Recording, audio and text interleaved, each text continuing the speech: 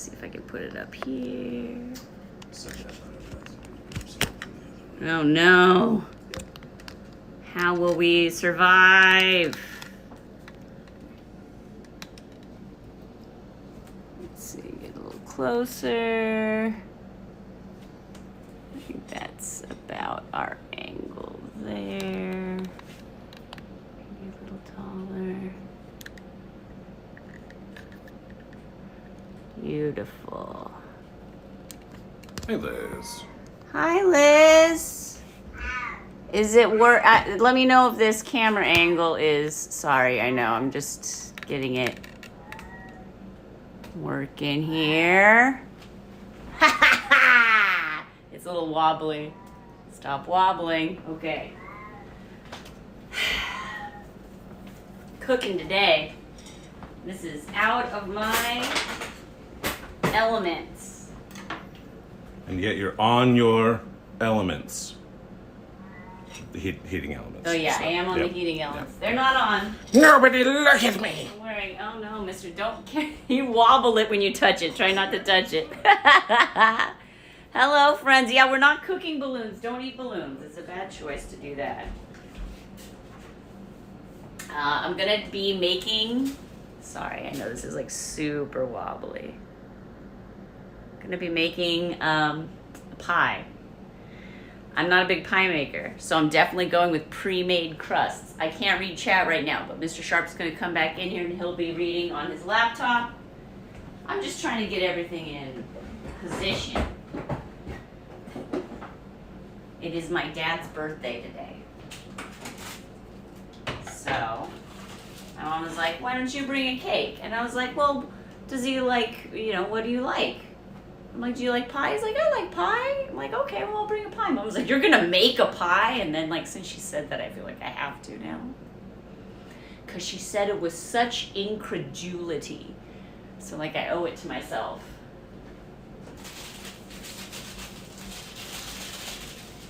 I owe it to myself to prove it to her. I owe it to no one. This is just for me.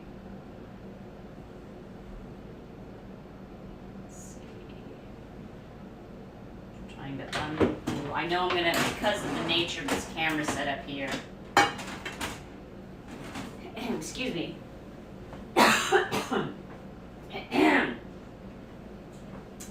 will need to be having my back to you a lot.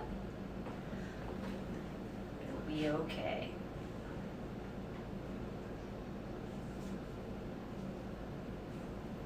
Just want to unroll this. There we go. There we go.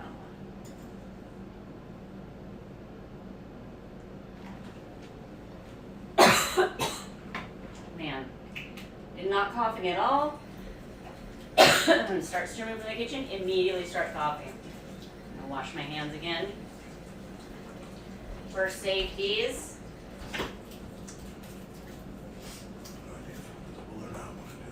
Hmm? I don't know if I'm visible or not. I think you're probably. Well, I didn't see. Let's see. Okay, no, it's okay. No, I think you're good. I mean, I know I'm not cute. This is exciting. Oh, exciting. Well, I'm glad. It is a little stressful. Oh my gosh. Mr. Sharp, you're so handsome. Do you want everyone to see how handsome you are? Okay. I've unrolled the store-bought pie crust. Yes, I am aware that homemade would probably be better. That's just not who I am.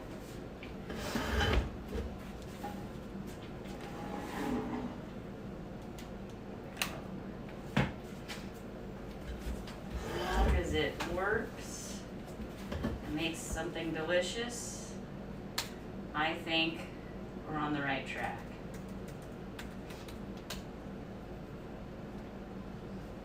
Cheeky prefers store-bought. Yeah?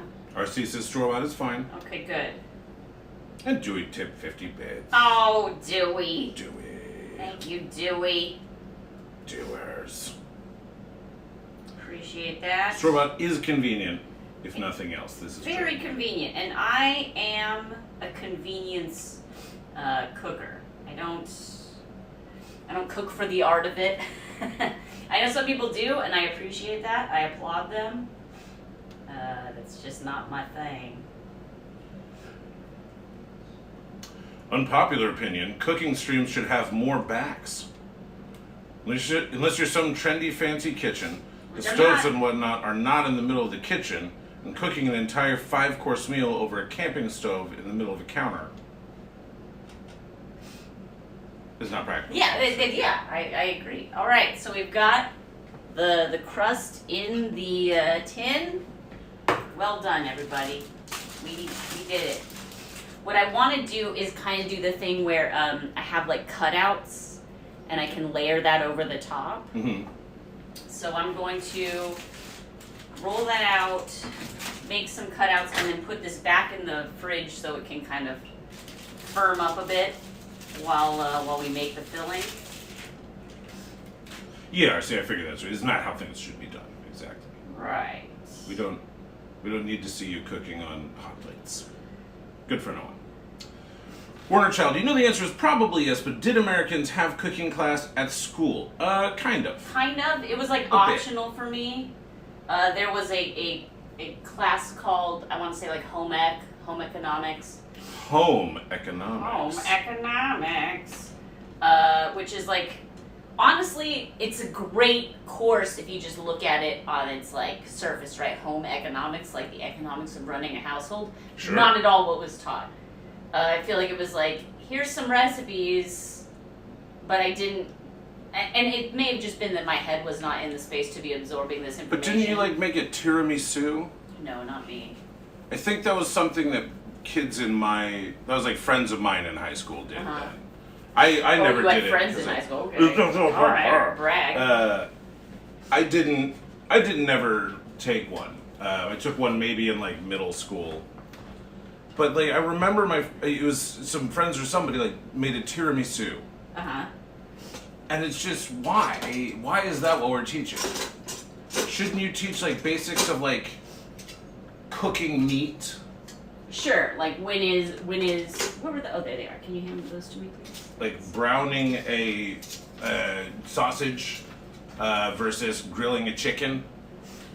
You know, I mean, so that you don't get salmonella. My most favoritist kitchen thing is the meat thermometer, like just like the general like, is it cooked yet? That is incredibly helpful. I'm sure that like made me so much more comfortable making food in the kitchen for my family. I need to wash my hands a bunch of times just because I'm super absent-minded and I'm always like touching my face. Always doing that, so I'm trying to be aware of that. RC says also our setup is already better than 70% of cooking channels. Is that like an official statistic? Yeah, actually the numbers are in. Oh, and Mr. It would be super helpful if you could grab the Mophie and get that plugged in. Right. Probably. Guys, here's the external if it'll reach to Let's see. We'll see. mind the wobbliness. So anyway, gonna wobble a bit. we're a little making this up as we go along. Right. But although it might be a little plague in the movie. my plan was to do some of these little like star cutouts for like the top. Don't look at me. It's my face. It's embarrassing. Mr. Sharp. Mr. Sharp. Put those on the top, and maybe some stripes as well. Stars and stripes. I didn't mean to make this like a very patriotic pie, but what it is. Okay. One success.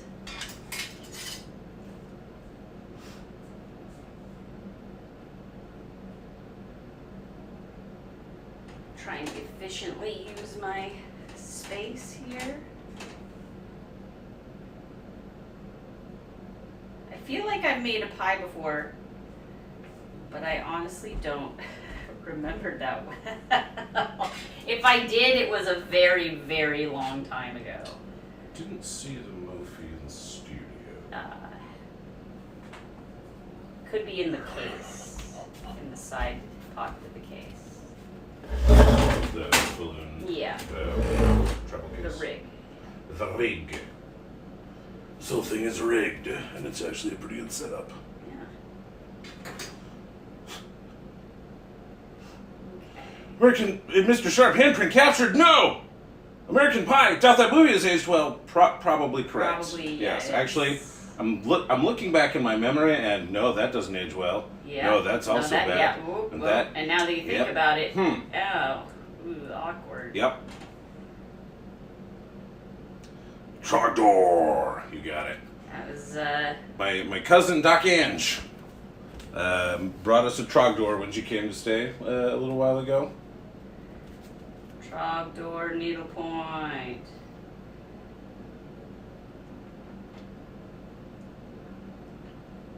Okay.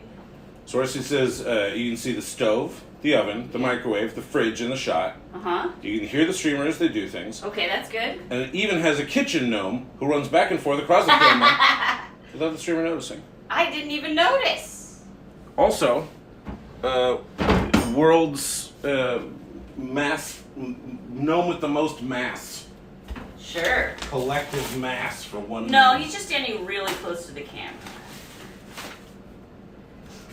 I wish I had like a rolling pizza cutter. I don't, so I'm gonna kind of have to eyeball these stripes of dough that I'm cutting. Austin Powers did age well, oddly. Well, no, it's not that odd. He was frozen the whole time. Oh so my gosh, get out of here, Mr. pretty well Sharp. preserved. Get out of here. I actually haven't seen Austin Powers in a while, though. It has been a minute. I would imagine there's at least like one or two jokes that probably would get the black pen. The these cringe, days. yeah. The select cut put into a file never to be read again. What you don't today, keep it.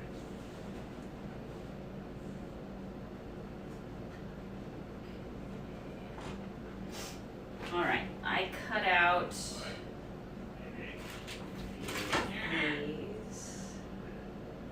I think Mr. Sharp found something. He's making a lot of noises.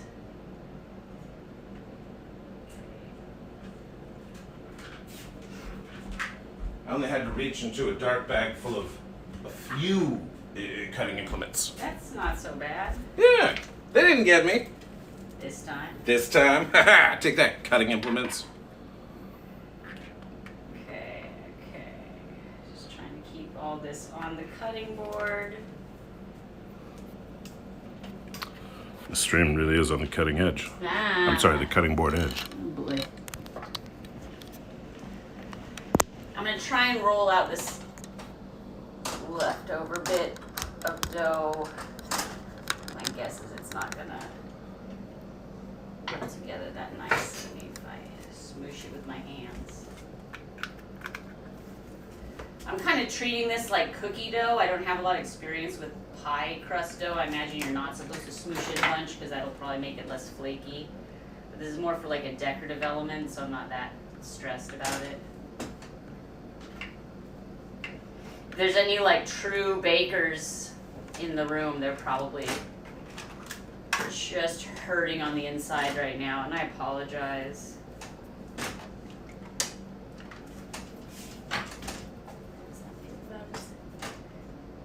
It's all a learning experience. Exactly. I also don't normally have my cutting board balanced on my burners of my stove.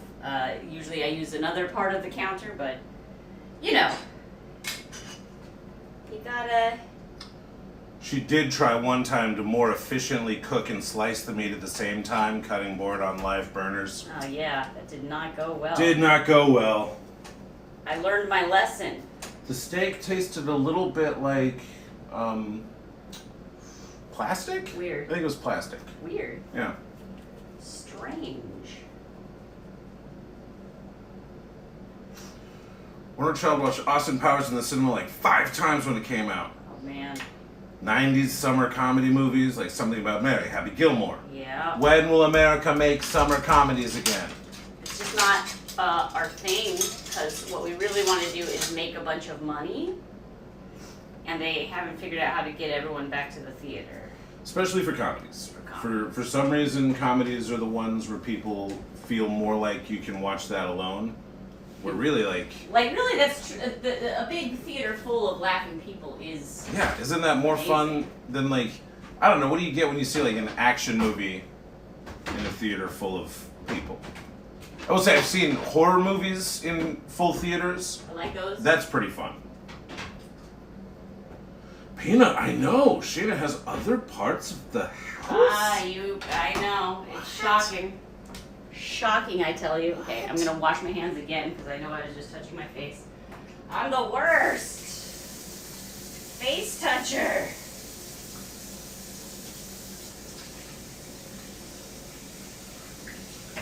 Okay. Now I'm going to cut up a bunch of strawberries. Hey, Richie. Yeah, we're baking. Yeah, baking strawberry rhubarb pie. Bebop, rebop, rhubarb pie. So, Echo, it's your birthday? hey, happy birthday! Happy birthday! Happy birthday! I don't have any balloons to make a balloon dog for you, but if you remind me next time I have balloons, I will make a balloon dog for you. Let's see how many they want. 2 cups. I owe you 1 balloon dog. Strawbarb. Look at how monstrous these strawberries are. They are huge.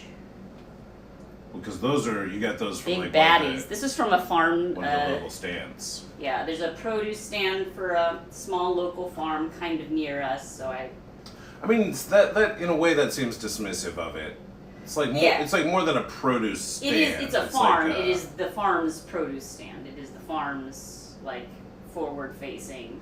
Is it on the land, or do they have? Yeah, they always have more growing elsewhere too, right? I don't know. I Maybe think it's not. pretty I don't know. small. That might be They did not have a lot. I'll say Yeah. that. It wasn't like, oh, so many tables and tables. Like if I went out to Underwood, they would have had a lot more, but that's a bit farther. Oh yeah, because you had to go to Sprouts to get the rhubarb. Exactly. They Right. did not have. They pretty much had strawberries, peaches, like onions and garlic.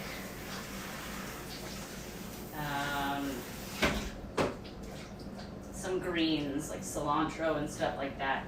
But it was mostly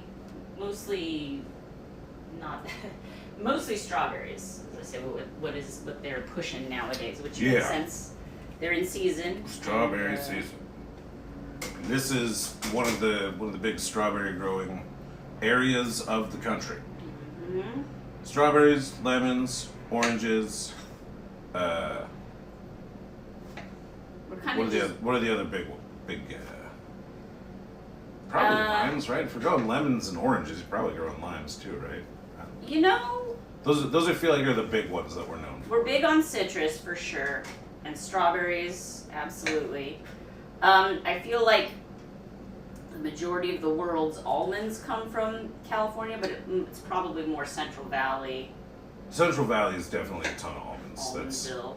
That was my grandpa irrigating Central Valley's almond farms back in the grandpa days. Back in the grandpa days, yes. Back in the grandpa days. If anyone has any like last minute, oh, hey, I bake all the time, and don't forget to blah blah blah blah. Let me know.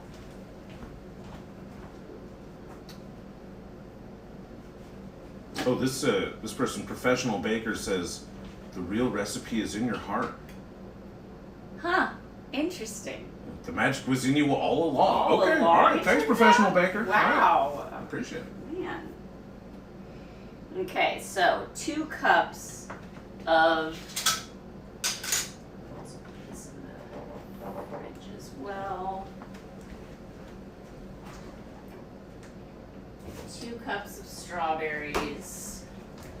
And like, I don't want them to be in too small of pieces, or they'll like cook to smush. It'll just be like strawberry jam inside the pie, which would be fine. Sure. But you kind of want some of the fruit shape remaining. I feel like you don't want them to be too huge of pieces.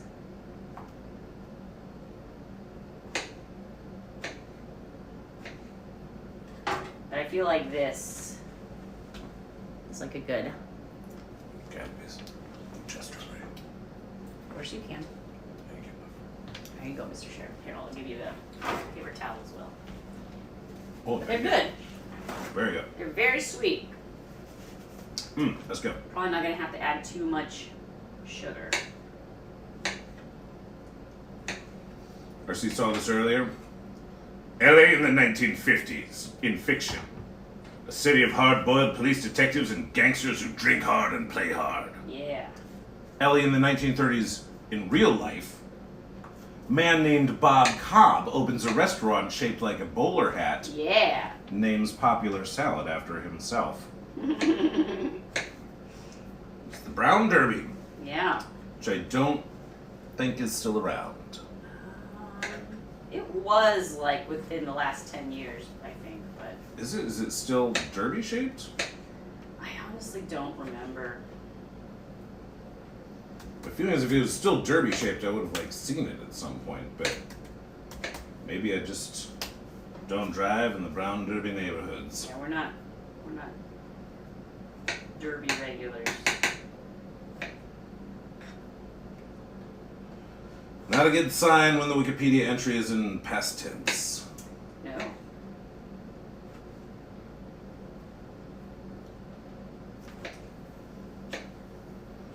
Brown Derby was a chain of restaurants in Los Angeles, California. The first and best known was shaped like a derby hat, an iconic image that became synonymous with the golden age of Hollywood. Ridiculous.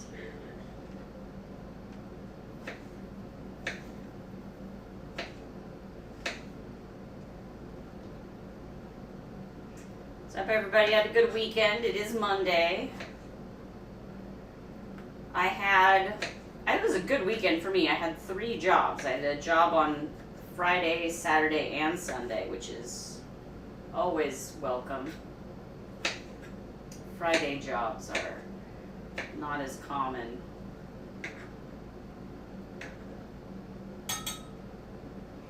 This is looking like I actually picked out just the right amount of strawberries to be 2 cups worth. Is this where I find out I'm a baking savant? What? Whoa! I've never seen anybody cut like this. Where did she learn this technique?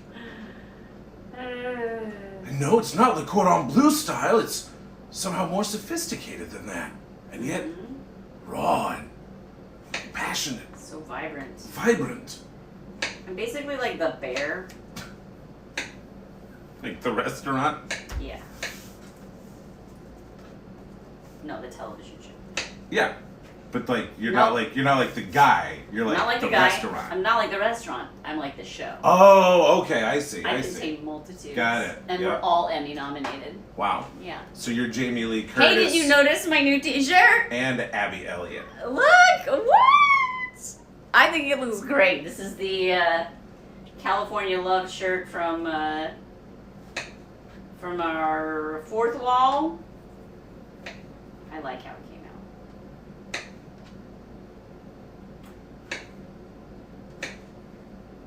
Let's see. Cut. Trim.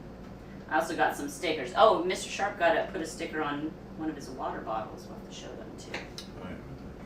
Oh, it's on the counter over there. On the counter, all the way over there. We'll never show them. In the 1990s, it was turned into a nightclub known as the Derby. And it became one of the centers of the resurgence of swing dancing. This launched the careers of modern swing bands such as Big Bad Voodoo Daddy, Johnny Crawford, and Oregon rock swing ska band The Cherry Poppin' Daddies, who recorded a song that cites the venue titled Brown Derby Jump on their album Zoot Suit Riot, which is also a historical event here in Los Angeles. The Derby was prominently featured in the 1996 film Swingers, in the scene where Jean Favreau and Vince Vaughn's characters bypass the line of the front door, enter through the service entrance, walk through the kitchen, and into the club where Big Bad Voodoo Daddy are playing on stage. An ode to Ray Liotta's classic scene in Goodfellas. Classic. All right. 2 cups of summer right there. Okay, so I now need 3/4 of a cup. Here, I'll put this in this little bowl. Need 3/4 of a cup of rhubarb. I'm not a rhubarb connoisseur. This one, here, babe, you can have this strawberry. It had its hull cut, but it was too big. Ooh, okay. Fit in the pot. All right. Hey, Bunny, go. Hi, Michael.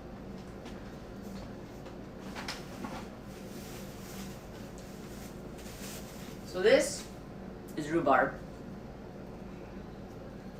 To be honest, I don't know much about rhubarb. I don't either. Isn't it like poisonous in some contexts? What?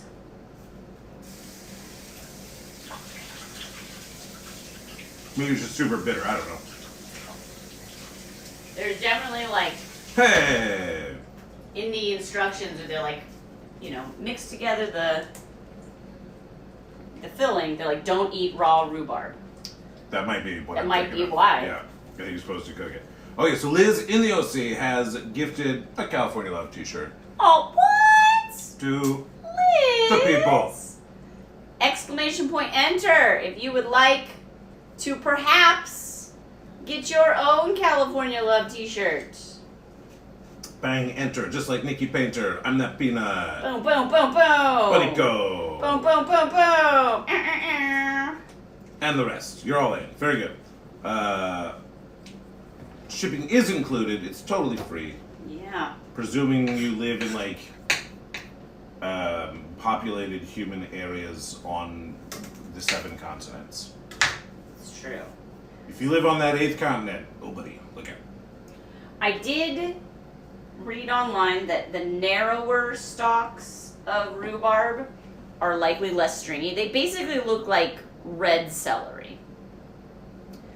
So I'm going to start with like the skinniest pieces. I hope I overbought. Red celery, that's a good way to describe it. It is, yeah, red celery. So I'm just going to try and they say 1/2-inch pieces. So make it as small as I can. Let me know when we get the winner of that raffle or the giveaway announced. Don't see one yet, but Okay. probably still have a chance to get in there. Bang, enter. Get in there, if you get in there friends. fast. Exclamation point enter, you could get a shirt. Mano was going to mention that is a great shade of green on you. And for whatever reason, the green shade ties the whole thing together for me. Really tight. I thought the image was nice, the sticker is nice, but putting it on the green shirt, as the dude says, ties the room together. The winner is... I'm that peanut! Hey, Peanut! You got yourself a shirt. Thank you so much, Liz. You're incredible. Bex, what's all this rhubarb? What's all this rhubarb? What's all this Rhubarb. I'm a rhubarbarian. Rhubarb. I just turned one of these into a bunch of little slices. Let's see if I can... Richie recommends it with custard. Ooh, interesting. Yeah, no, that checks out, like a creamy sweetness. You mean just rhubarb in general with it? I mean, you had me at custard. Yeah, look, I'm a fan of This in the OC. custard with anything. Gifted subs to I'm That Peanut. What? Oh my gosh. Liz. Regarding the Brown Derby, in 1980, the restaurant closed without warning. Without Local warning. preservationists worked to stop the building from being bulldozed and convinced developers to remove and restore the derby hat portion of the building. Ooh. The rest of the restaurant building was demolished and replaced with a Korean shopping center. The derby-shaped structure was placed on the roof of the new building in 1985. The dome structure was incorporated into the 3rd floor of the building and is currently vacant. Oh, so what you're saying is we could turn it into a balloon. Interesting. Liz, I think we're going to find an answer to that very soon. Does rhubarb dye your fingers like beets? I mean, it's really what I found interesting in chopping this up is the color appears to be like fully in the skin. like as you're cutting, the skin kind of like starts to peel off, right? And so you get this sort of like an onion skin kind of effect. And then underneath it, it's pretty just, I mean, like it is definitely not green, but it's just kind of clearish. And so I think Some people are saying sections. you don't eat the raw rhubarb. Yeah, don't eat That's- raw rhubarb. Everybody's very against raw rhubarb eating. Yeah, where it was, where'd that go? We won't do it. I guess it's the leaves that are toxic. Okay, well the leaves But are missing. yeah, we'll just go. As much as I'd like to try, Right, I do little want to bit, try yeah. it, but if everyone's like, don't do it, there's probably a reason. local balloon artists inflate nearby derby hat building. Locals still waiting for it to come back down. Yes. What you should do is inflate just like a giant green balloon, like an apple. Put it under the derby. Oh. Now you've made that, you know, that painting. I love You know it. that one painting? Yeah. Yeah, that one. It's like a guy, but his face is an apple. Whoa. What does So it mean? surreal. Leaves are toxic and do not eat the rhubarb raw. Both. And don't eat the rhubarb raw. Jiminy. Both. Okay, but if we eat the rhubarb cooked, it's not gonna poison my dad, right? And the Hex Encounter says that they peel it before they cut it. Do you peel it before you cut it? Hex Encounter does. Do I peel it before I cut it? No. I've literally never Hex cut it or peeled Encounter, it. is it because you prefer the texture without the peel? Or is it like a cosmetic thing, or are you just like, have it? But those light switches at the top are not for Shana. I don't think those are for anything at this point. Which ones? Oh, those? I don't know what those are. I think which is weird because they look newer than the light switches that work. Yeah, the light switches below, those work. And that's not the fan. The fan is that weird dial thing right next to it. Which also doesn't work. I'm feeling like, should I go in now and like hand peel each section? Because like it comes off pretty easily. Oh, Liz, I'm intrigued. Liz found a recipe that made her think of me. Oh, Yeah. what was it? I don't know. Black on black, super toughness. A sunflower seed pie. Basically taking pecan pie, but using sunflower seeds instead of pecans, or in our case, walnuts. So it's interesting. It's kind of like my dad's old walnut pie, but Yeah, the Sunflower sunflower seeds. Wow, I would love to see how. I'm imagining there's like a healthy dose of Karo syrup in there, regardless. right. So There was a lot of Karo syrup in there, yes. be curious to see how that came out. Like, should I have peeled this? You don't really need the color when it's going in there with a bunch of strawberries, you know what I mean? The large triangular leaves contain high levels of oxalic acid and anthrone glycosides. Well, that sounds terrifying. I do not know what that means, but it makes them inedible. Here's the thing, you say inedible, but like I can put it in my mouth and chew it. Yeah. Is it poisonous? Yeah. What are we talking? The leaf stalks can be used raw, while they have a crisp texture, but are most commonly cooked with sugar and used in pies, crumbles, and other desserts. They have a strong, tart taste. I'll tell you what. I'm gonna peel this last section. And we'll have some peeled and some not. And then I'll know when I eat the pie, I'll be like, yeah, no, I appreciate the peeled one. Bunnyco, however, may have been poisoned by poison ivy. Oh no! Removing a tree from the fence. Poison ivy and poison oak always get me because it's like, they don't look, like everyone's like, you gotta look out for the 3 leaves and they turn red. Like, do you know how many plants have 3 leaves and turn kind of reddish? Also, it's not always turning reddish, you know? Also, what am I just walking around looking at every plant's leaves? What, do we just spend our life counting leaves? I've got dumb internet stuff to think about while I'm walking out in the woods. Yeah, can't be bothered. Yeah, can't be bothered. Can't be bothered.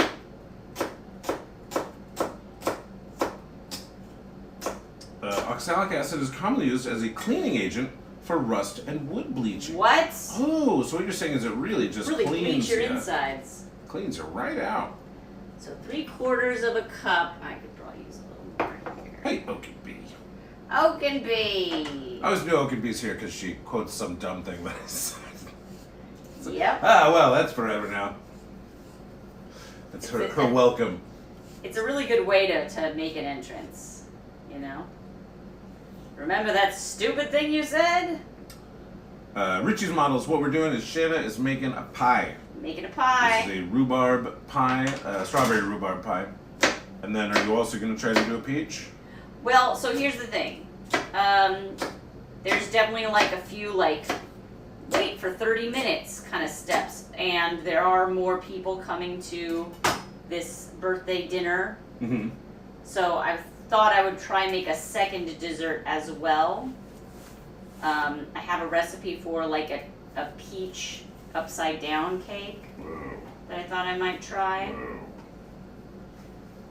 Just since they also had peaches at the farm stand, and you know that's also a summer thing. So why not? Humans have been poisoned after ingesting the leaves, particularly a problem during World War I, when the leaves were mistakenly recommended as a food source in Britain. Whoops. Oh, like they put out like a health. If you're hungry, why not try a bite of rhubarb leaf? That's a terrible idea, apparently.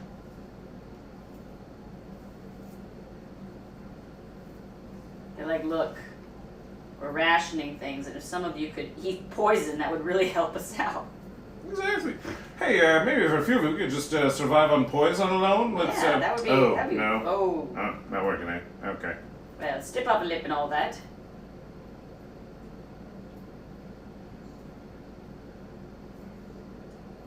Pick, pick, cheerio, induce vomiting. Carry on. Alright.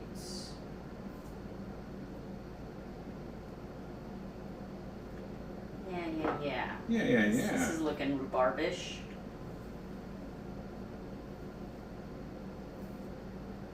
Rhubarbarian. A little bit shy of a cup. I mean, again, I'm going with like a liquid measuring cup, which is not maybe the ideal, but 3/4 of a cup. This looks like 3/4 of a cup of rhubarb pieces, 1/2 inch. Need to add these in there. Perfect. Warm up those bones. Some hot bones. With a stretch. Oh, I should do a stretch? I can do a stretch. Let me wash off my hands.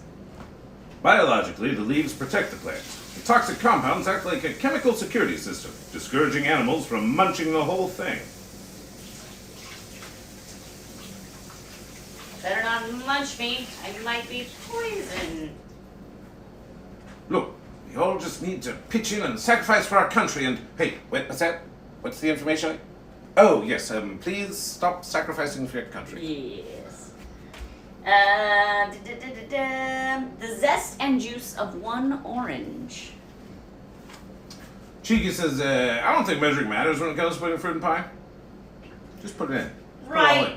No, I Put mean, it all in. that is a good point. I do think, I just want to make sure that I have enough to fill it, that I'm not like, this looks about right, and then like I get to there and I'm like, oh wait, it's actually not enough. So since I don't have a lot of expertise in eyeballing this sort of stuff, I'm kind of just trusting the recipe. I am going to zest 1/2 of this orange. Oxalic acid is a nephrotoxin. What does that mean? It affects the kidneys. Long-term consumption of oxalic acid leads to kidney stone formation in humans. Alright, well, that doesn't sound that bad then. Because I'm not saying kidney stones are good, but it's also saying like long-term consumption But it's not like can lead to kidney stones. right when you say things like is useful in like unrusting, you know, Yeah, you're like- bleaching wood. You're like, You're like, oh, oh, maybe so it's like drinking Drano. Got it. No, not that bad. just Not good for you. I'm not saying recommended. do it. Don't do it. Also, probably doesn't taste that great Yeah, it's just nothing you want in your body. until it's being cooked. Plants. Eating me will cause pain. Humans. Joke's on you, I'm into that. Yeah, right. For sure. Did that stretch. Mr. Sharp is redeeming the stretch. Oh yeah, it's a very audible stretch. Okay, all right. Lord, if you think that frightens the neighbors, I cannot imagine the noises that they have heard this boy make. They hear lightsabers like every day. Hey, Sophie. Okay, I have zested approximately, probably a little more than half of the orange. Looking great. Sophie wants you to hydrate or dihydrate. Ooh, I should. Is there a hydrate jar around here, mister? There's one over here and one over there. Right here. Let's drink some water. Water's good. It's good to drink water.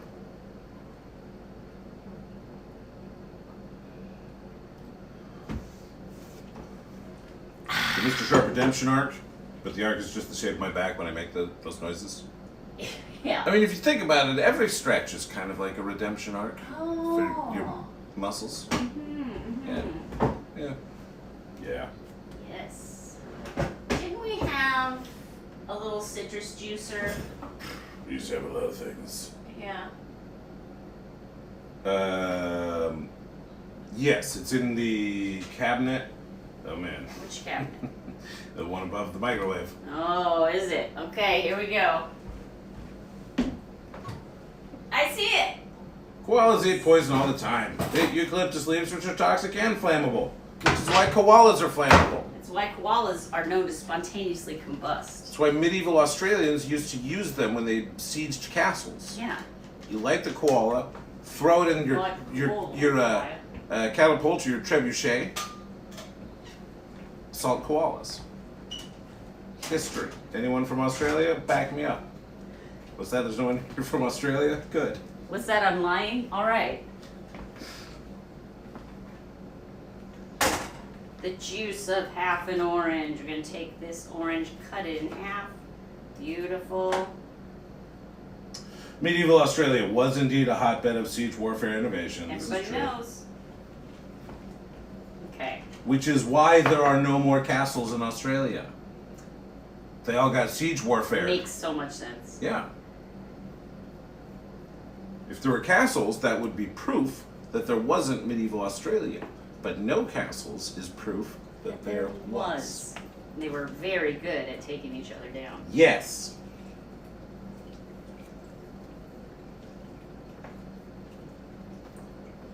History.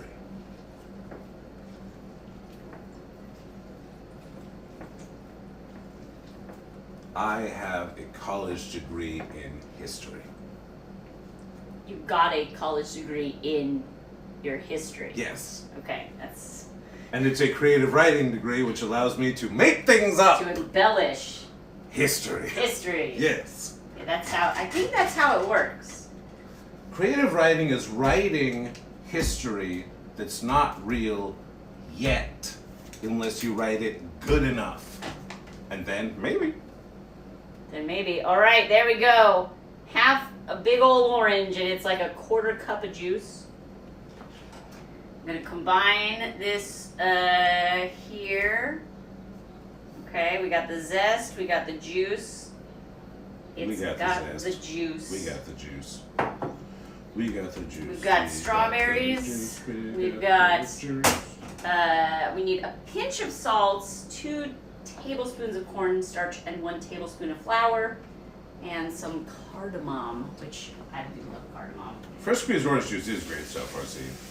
It is great, and I get why it's so expensive when you like squeeze a half of a monster orange and you get like a quarter cup of juice. You're like, oh. And it's disturbing how little it tastes like what you think of as orange juice. They're like 2 separate juices. Oh, like real orange. Like fresh squeezed Yeah. real orange juice versus like you're at a restaurant and you order like an orange juice, or like you go to like Where did you put the cardamom that you picked up? It's in. It wouldn't have gone far. Okay, well that. It would there, be. there. I Here tried. it is. Yeah, I tried to keep all the stuff that he had in there. Got it. Organic cardamom. All right, RC, go work. Go work. Go to work. Sophie and Shana is currently making a strawberry rhubarb pie. That's the plan, anyway. But like, I'm trying to think what's like a sun-kissed. If you drink like a sun-kissed orange juice from like a big tub thing. Does not taste like orange juice if you squeeze it in the kitchen. No, they are a different sort of flavor. Pie made from only just a touch of poison, exactly. I feel like all of our measuring spoons are in different spots. This is my, as you might imagine, the Sharp family kitchen. We have 2 drawers that are the everything that's not normal silverware drawers. Yeah. And so anything that you might like a measuring cup, a spatula, Like a tablespoon, or a quarter teaspoon. But they're just in this drawer, so it's like you have to still kind of rummage around through the drawer to find it.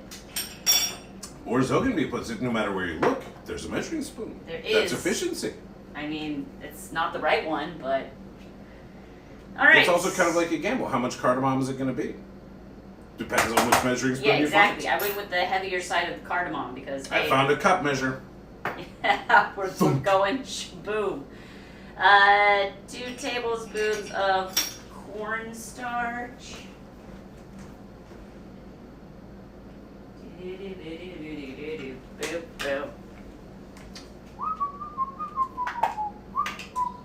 It's not a real song.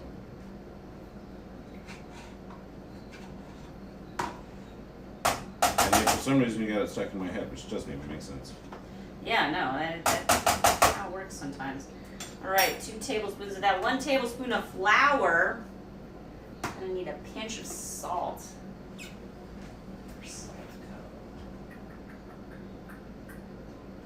We did kind of clear off the surfaces because we're like, oh, guests are coming over. But that means that like all the stuff that's normally here, I'm like, where did it go though? There's the salt that you asked me to get for you. Thank you. Sea salt, fine, not coarse. No, that was me just saying fine. Just fine, just get it. Fine. Fine sea salt is when they take the salty sea dogs and they teach them manners. Ooh. You'll be fine gentlemen yet, you dogs. Fine sea salt it is indeed. Oh, this thing is not.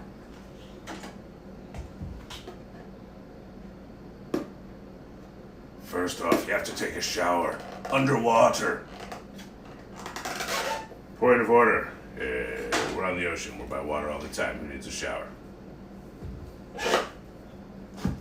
Fine sea salt. I had to do 2 pirate voices, which was confusing for me. Yeah. What's the second pirate voice? I just do a pinch, like a real pinch. I think there are people who they have a measuring thing for a pinch. What? I know. I'm not a cooking person. I don't think like them. I also, I've never liked the fact that a pinch is a measurement that people tend to use. Yeah. But also, I don't like people having a measuring thing that measures a pinch. I don't like either one. All right. A pinch is a pinch. Pinch is a pinch. It's a pinch. Got some flour. I need 1 tablespoon of that. Doesn't tell us how does one cook a balloon? How does one? Honestly, at a high temperature. Yeah, you boil it down to like a reduction. You want to put that on like a cheese log. Oh, see, this is what happens. And now I'm like, where's the lid to the cardamom?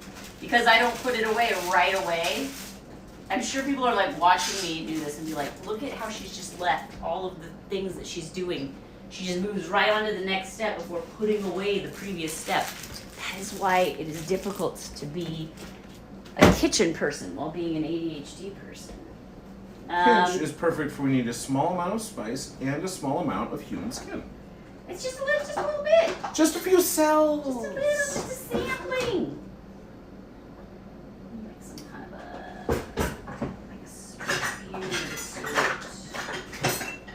of use this to smush this all up. I haven't put in the granulated sugar. They're like, do it to taste and don't taste the rhubarb. So it's like, well. It's like, do you like sugar? You're like, yeah. I'm like, great, do some. A little bit. How much? As Well, much taste as you it. need. Taste the sugar. Yeah, it tastes like sugar. Then put some in.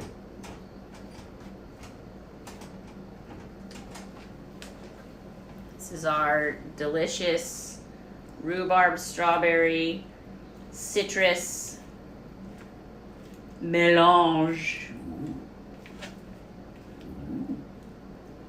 I'm like, part of me's like, do we need more strawberries? This looks like not very much. I mean, they're gonna cook down. Strawberries. We got a lot of strawberries. Yeah, but then I don't want to get greedy. What do you mean greedy? I don't want the portions to be all off. You have a ton of strawberries. I mean, we could also just bring fresh strawberries. We could definitely do that. I mean, like, I think, ice cream, fresh strawberries, and like a strawberry pie is like great. Shoot, nobody's mad at that. Let's not go. Let's just make that ourselves. And that's what we'll have for breakfast, lunch, and dinner. Yeah. Sounds like a plan. Right? Oh, shoot, the cars haven't. Nah, I don't like making jokes like that. So the granulated sugar, they're saying 2/3 to 3/4 of a cup, depending on the taste. I'm going to err on the light side because the strawberries did taste pretty sweet. What did they say? Cooking with ADHD is stressful. Yes. Go to pantry. Forget what you're doing there. Consult instructions again. Read from the beginning. Which step am I on? Panic sets in. And then, what's really bad is like nowadays I find like all of my recipes that I find are on my phone. So I'm touching my phone, which is like known to be the dirtiest thing. And I'm just like, this can't be good. Realize you didn't do the thing 4 steps ago that you were supposed to do so that it would be ready now when you need it. And yes. Say, cool, I'll just go back in time so that I can do this right, or I'll try doing it now. And then you're like, I've got an idea. I know how I can fix this, but you can't. Yeah, you can't. You can't. You're just fix making it a different kind of bad. Yeah. That's how I always explain when I'm done cooking. I'm like, okay, so this didn't turn out exactly how I wanted. This thing didn't work, so what I did was I made it a different kind of bad. Mm-hmm. It was gonna be bad, either way. But now, it's a little different kind of bad. It's like a different kind of bad? Yeah. Is that better? Okay, I'm gonna find the smallest strawberry It's just different. bit in here. And I'll see if it tastes like crazy too sweet or if it's like, okay. Throws instructions out. Forgets instructions. Throws box out. Forgets again. Throws it out anyway. Forgets again. Rinse and repeat. Perfect.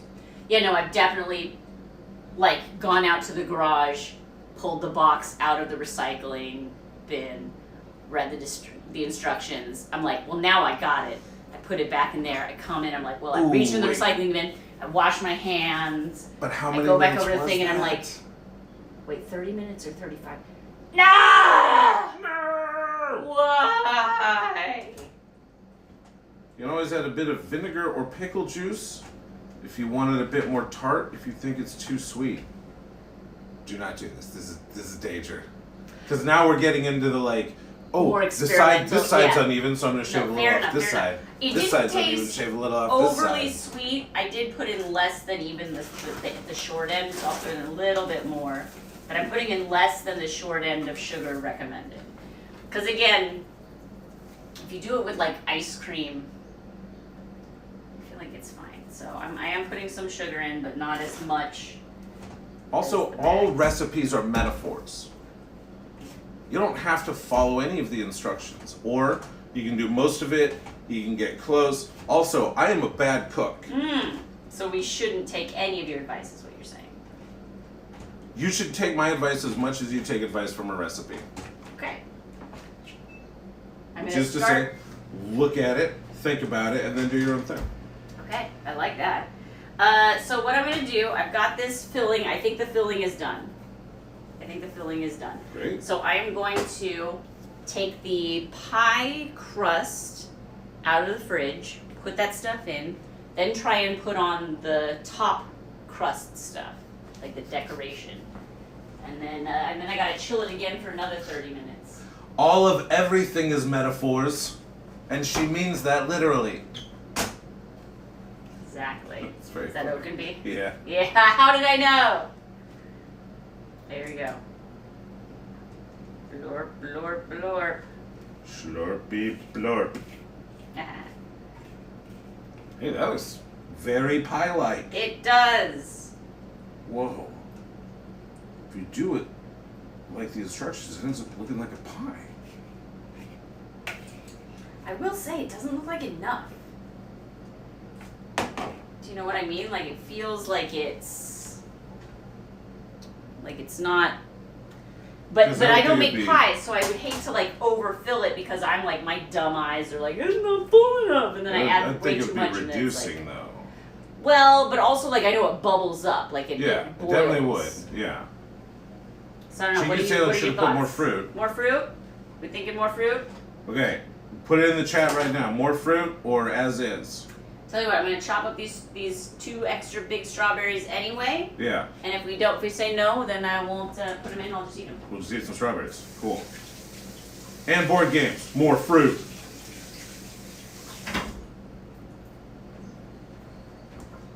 Zin's house. Never enough filling in pies. Okay. Heck yeah. Okay. The people demand more berries. I gotta say, I'm with the people on this. Well, babe. Let's do more berries. When your thoughts align with the people's, we oughtn't to ignore that. Exactly. Because that is rare. It is. I would say that my great gift is being right in ways that people find very unpleasant. And the way that I know that that's true is because so nice anytime I tell people that, they like try to push back on it. Oh, that's so weird. Right? Can't even imagine.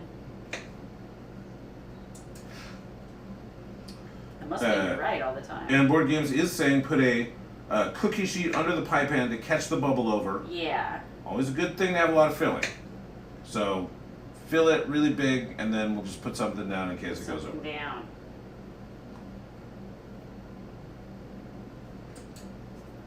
More berries, more berries. I'm not like a Debbie Downer. I'm more like a David, don't ruin this.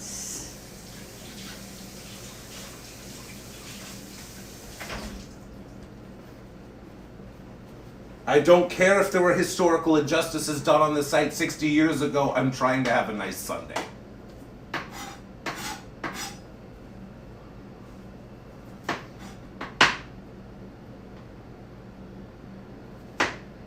Everyone knows potpourri keeps the plague away. That's true. Why else would they put it in those weird beak masks? Potpourri is the solution to so many problems. Lack of potpourri, for example. There you right? go. Weird smells, sure. And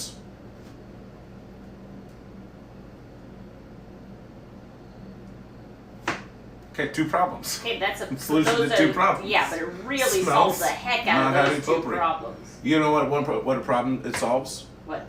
Bare-looking table in the entryway to your house. Sure. Empty glass tchotchke. Or it's like, well, what do we put in here? Aunt gave me bag of potpourri. Whew, gotta solve that problem. What do we do? I don't know, put it out. If you think that'll work. Okay.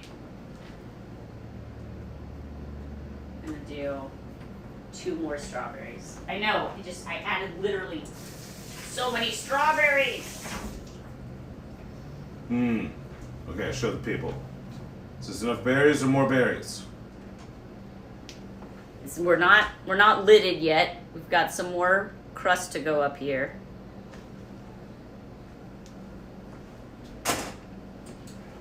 Let's say that looks better. And Board Game says it looks good. I think it looks good. Okay. Okay, I'm gonna eat this one. Okay. We've got that. Potpourri does solve the problem. What do I do with this weird bag of stuff? Have you considered putting it in a bowl and then just leaving it alone? Ooh. Just let it do its thing, man. Let that potpourri cook, but don't cook that potpourri. Unless you put it in like a, like a pan with like a little bit of water, and then you warm it, and then it diffuses the smell through the house. Everybody likes that. And then you drink the potpourri tea afterwards.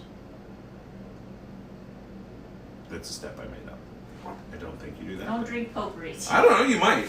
I think it's a bad idea. It doesn't sound not real.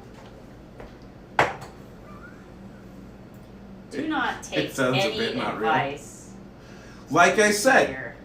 I'm a bad cook. I'm not coming in here telling you that you should listen. I'm telling you should not. I'm telling you now, what are you doing listening? Yeah, Stop what it. are you... Stop it. Stop it. Jeez, what were you even thinking? Didn't you hear him?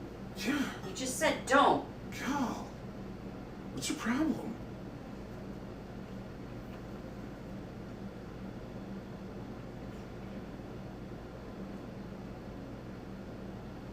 I'm adding some strips that I cut of the so when you buy store-bought store-bought pie dough, pie crust, comes with 2. I am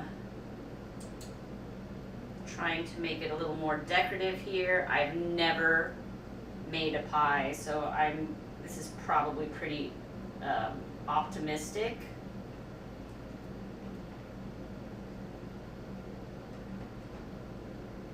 But who am I trying to impress here? My mom? Come on. That ship sailed. Yeah, no, that is it. Like pretty much who you're trying to impress. Like your dad's gonna be happy one way or the other. Yeah, he'll be happy. Pie. Great. Pie. What's not to love about pie?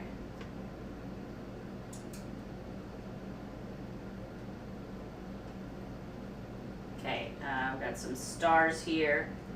So I'm going to do the big old star, kind of like on the edge.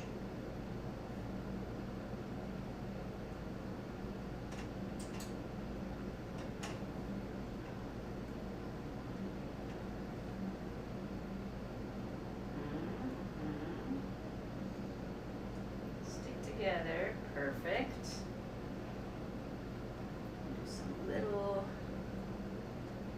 stars here as well.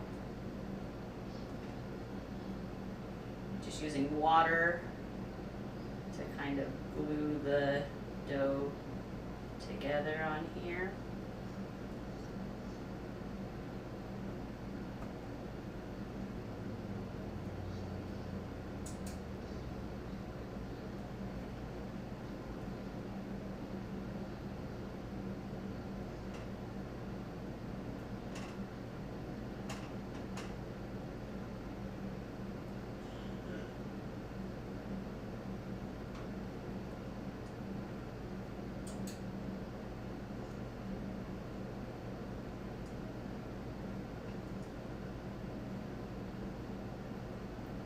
Fruit pies need a lot of venting because they have a lot of repressed aggression from their childhood, so they need to release that pressure.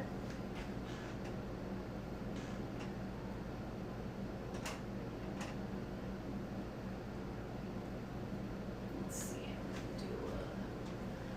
don't really know.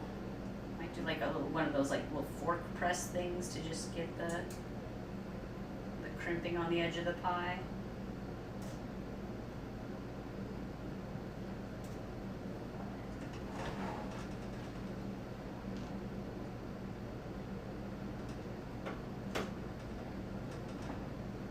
Texas Lean, hello.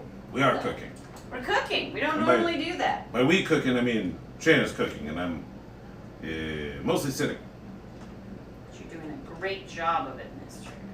Thank you. Although, wait, now that I think about it, did I get a coffee ever?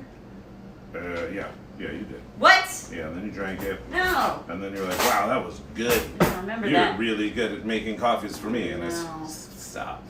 I'm too much. I'm losing my mind. And you say, wow, I guess I'm pretty lucky that I found you. And I say, yeah, you are. Okay, I'm doing fork push. I think that's an official. It's timing time. Time. Time to time. Time to time.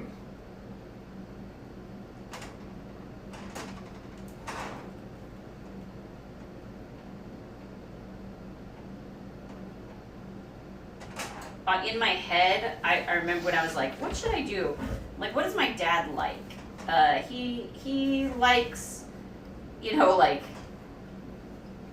military history. Like He likes the American ingenuity used to defeat the Germans in World War II.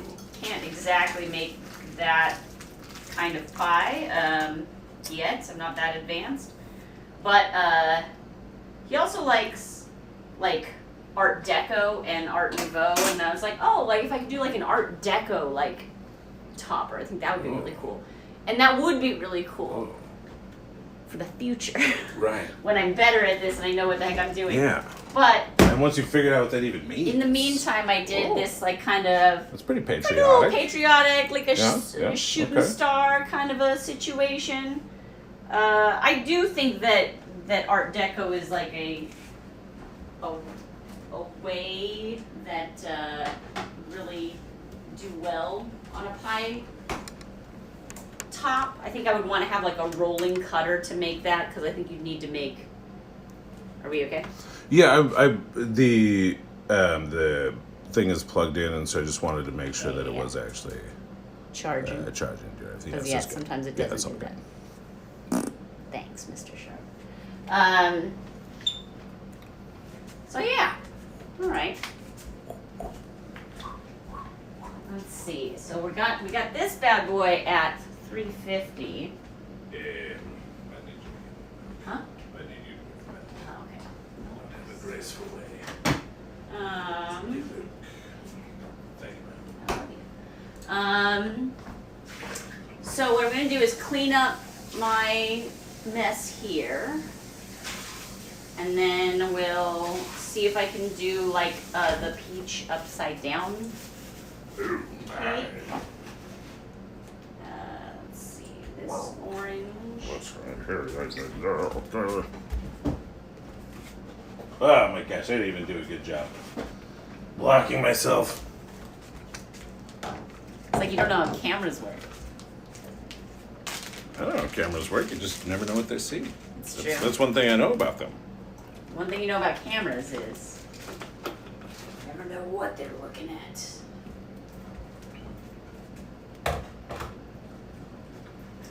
So we basically went through one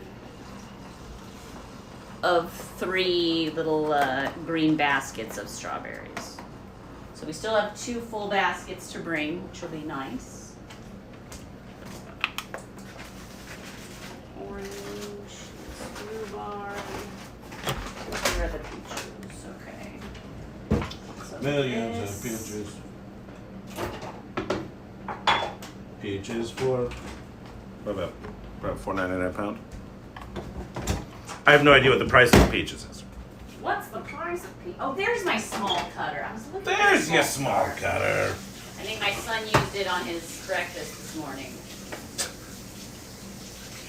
Had a smaller star cutter. I'm like, where did the little one go?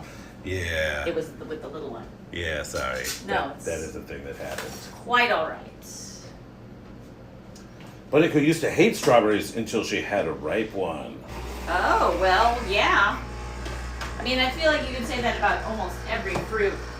I've kind of just recently realized how big a difference it is, and I've just kind of blindly been eating fruits my whole life.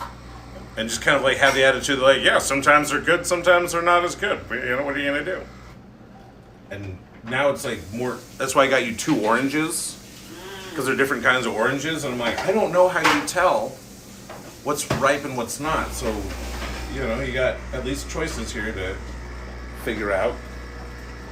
You know, one thing that's always like really obnoxious is, I think, in order to make the supermarket model work, where it's like this one store has every kind of produce you can want or imagine. They have to get them kind of not at their peak ripeness or whatever, because they gotta last in storage and in shipping and all that. If you want a gnaw at peak ripeness, you gotta get them not at peak ripeness. Yeah. If you want them not at peak ripeness, you gotta get them not at peak ripeness. There it is. Yeah. There it is. I got it. There it is. That's at peak ripeness. Coffee is at peak ripeness right now. So firm, so sweet. Yeah, which is why, you know, when I'm making something for someone, I want to try and swing by one of the farm stands, because it's like, you guys are growing this. You didn't have to like have it shipped in or stored in the back for, you know, X weeks until it gets ready. It's like, you picked it, it's ready to go. Let's go. There's also that crazy gamble though of grocery store sales. Right? Where you're They're, like trying to clear out room. Like, hey, you want blackberries for only $3.99 to 16 ounce, when it's usually $8.99 for a 16 ounce, don't you? I'm like, I don't know, Yes, do I? do. It sounds like a good deal. Sounds like a good deal, but I'm probably not going to be able to eat the bottom half of those blackberries. Because they're all going to be like doing that thing where like some of the little capsules have like burst. They're like sitting in the blackberry squish on the bottom. You know what I Blackberry mean? squish. Yeah. Meow. AKA making blackberry wine. Let's see.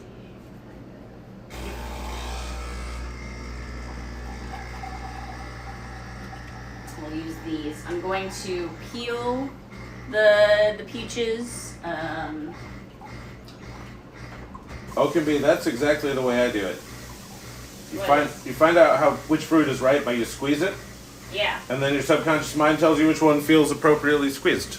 Yeah. Mine's like, oh yeah, good squeeze. Oh yep, that's what it should feel like. Yeah. Honestly, the only fruit that I feel like I understand now is avocados.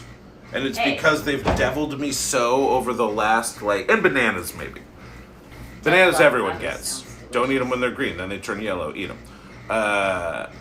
Avocados, though, like, have definitely had to, like, you know, do the tensile strength thing where you're like, okay, that's, yep, today.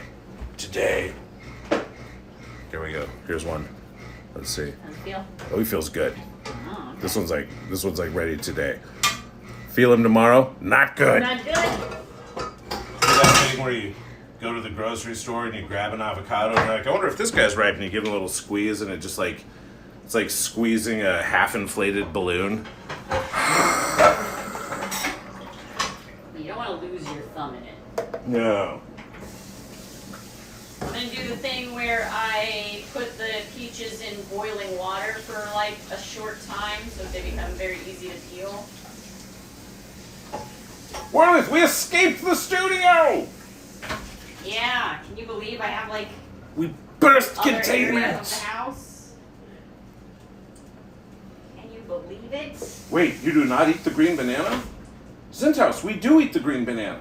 In Once 2 or it 3 turns days. Yeah. Okimbe, don't ruin the mystique of our layout here. You've made it 10, nay, 15 feet. Yeah, perhaps. We don't know. We could be on the 5th floor. Yes, we're in the east wing of the house today. Yes, this is the wing that got added after the Second World War, what with Grandpa's war profiteering. This is my favorite part of the kitchen, which is this nice like copper hood over the cooktop. It's the only nice thing about this. Everything else about this kitchen, it's like wood cabinets from probably the early 80s, I would say, which I'm fine with. In my heart, I really would love to paint these, but it's not just I mean, I like don't. shellacked. Yeah, I don't know that So we you could can't even just- paint these. You We can't just paint on top of it. Like you have to either replace the whole thing. you have to like strip the shellac off of it and then paint them. I'm like, oh, I just want to like paint on it. I don't want to like paint them fully. I just want to illustrate on them. I say go for it. I know. Because they are falling the heck No apart one's- anyway, so... Yeah, like the thing is, we can't afford to like do a nice kitchen. And if we ever do move, whoever does buy this place would want to just tear down and put in a new kitchen. Right. So it's not like they'll be like, you ruined those lovely wood cabinets from the 80s. And somebody said, is that a timer on the wall? That is the fan This, for this the is the fan. stove. It is not Doesn't work. super functional. Don't worry. Does it not work at all now? It used to Yeah, just kind so of rattle in it now. theory, we had someone come and take a look at it, and they were like, oh yeah, this was installed backwards. So it actually isn't doing anything.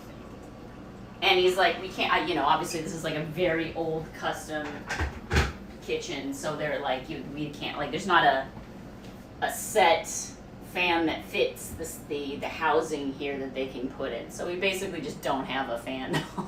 We just open a couple windows and use folded up newspapers to kind of like.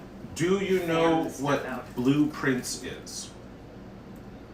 Blueprints? Blueprints. PRINCE? Yeah. No. Apparently it's a video game. Zinthouse says it's like the house in Blueprints. Whirlis says Blueprints mentioned. Oakenby says I too like Blueprints. No joke at the moment, but the game is fun. Okay, so we've got some Blueprints fans. Oh, it's a pun, by the way. Blueprints. Like blueprints. Yeah. Like a house. Cool. Ha. Hooga. Oh. I'm sorry, I should have tried the single left-handed catch here. Right-handed. Yeah. Nope. Much better. Hey, I got there. Well, it's definitely going to be an interesting texture when I open this. What is pretty fun about living in a balloon house is that, like, I picked up some wrappers of those lid chocolates the other day, and I went to go throw them in the trash can. And so I toss them, you know, from a few feet away, the way one does. And they go boom and bounced out because there's a balloon in the trash can. Boing, right back out. We essentially live in a cartoon. Great, I will now pick this up a second time.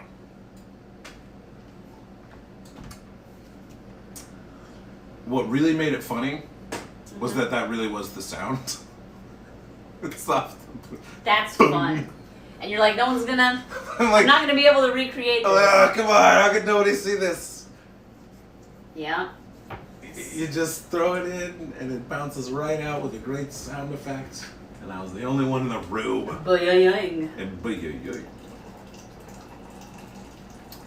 We should have Shana and Mr. Sharp do a blueprint stream? I mean, look. I mean, is it like a cozy mystery? I would be fine with doing some more like game type streams. The thing that I don't really have the spoons for is like researching what would be a good vibe for both Mr. Sharp and I, like our tolerance and then like our setup. Like right now, my desktop is set up like as a standing station. But like for playing games, I feel like you kind of want to sit. And like you don't really have a place where you can sit and watch what I'm doing. You have a laptop. I mean, if we were doing something where we were like streaming together maybe, and you were doing it on your desktop and I was doing it on my laptop. Right. Then perhaps you could do something. I don't know. That's honestly like that's where I kind of, with ADHD, at least for me, any project that's interesting decreases exponentially in like the likelihood that I will do it, how many little off ramps there are. Yes. I didn't phrase that the right way, but if there's like you've got to figure out this tech thing, you got to find out, you got to read reviews of the game without spoiling yourself, you got to make sure that it's not gonna like put you in an awkward place on stream, you got to make sure that your computer can handle it, you got like all of these things, and I'm just like, oh, it just sounds so not, even though the actual playing of the game would probably be super fun, because like I trust our community when they're like, you'd love this game. I'm like, yeah, like I probably would. We do enjoy games. We're people enjoy games. that enjoy games. We're game type folks. Part of the reason we don't play a lot of video games is because We both love of them us too enjoy much. games. We can get sucked in, and then you're like, well, I did lose 2 years of my life. Yeah. I don't know how many hours I sunk into Civilization, but it was a lot. I could have done. But now you know so much about the history of the world. For example, you remember when Abraham Lincoln, leader of the great American Empire, helped build the Library of Alexandria. Yeah, everybody remembers that. History. There's the cardamom lid. See, I found it eventually. Speaking of the things that you have to do when you start a project. Okay. We should have been doing this a long time ago, but we're not now. All right. Or we are now. All of our old VODs now have a home on YouTube. Oh, yes. The channel's name is SharpBalloons on Twitch. And you can still find the most recent ones on Twitch here. However, they delete them after a certain period of time, and so we are now updating this channel with all of the old VODs. The ones that are up already are ones that are, I think, already off Twitch. But more will fall off Twitch and more will appear on It happens. That's how it works. It's a shame the Library of Alexandria got lost to history. Sephiroth, this is true. It really is. This is one of the great, lamentations of humankind that we can make. All the things... That's one thing that really gets to me sometimes when those, random existential terrors. Yeah. The idea that, there's so much of history that we just did not have the ability to record at the time. Yeah. And we've done such an incredible job of reconstructing with all the tools that we have. But there could literally be entire civilizations that started, grew, hit some sort of civilization, bottleneck, collapsed, became part of the diaspora, and is never mentioned again. I think that the idea of the lost continent of Atlantis is obviously exaggerated and mythologized past the point of recognition. Right. I wonder if it is not real, though. In the sense of, there was a civilization that people... that was advanced that did crumble into the sea because, look at Pompeii. Yeah. That was a legit... it was a city, not a full civilization, but Well, but also, what is a full civilization? Exactly. In that city-state era where, you could have... 6,000 people. Yeah. And you've got a fully functioning thing with 6,000 people. You've made your own scientific discoveries, you've made your own contributions to art. And then you get wiped out by an invading civilization that takes a couple of the good things and then just erases the rest of you from history. Or the Earth does its thing and, your cliff face crumbles into the ocean and you built your city on it and you had no idea. Hurricane. Earthquake. Fires.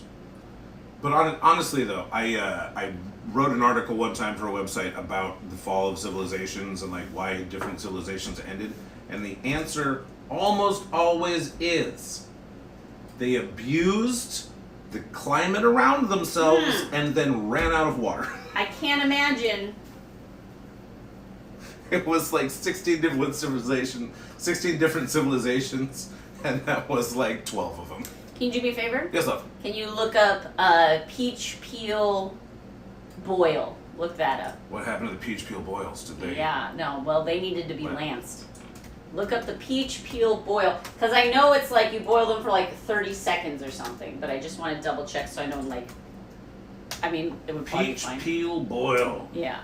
Peach peel boil tip or something like that method. How to peel peaches the easier. I love that we could look at AI and not know if it's right or wrong. Or we can look at the first few recipes up here and know that it won't be until the 8th page of the recipe.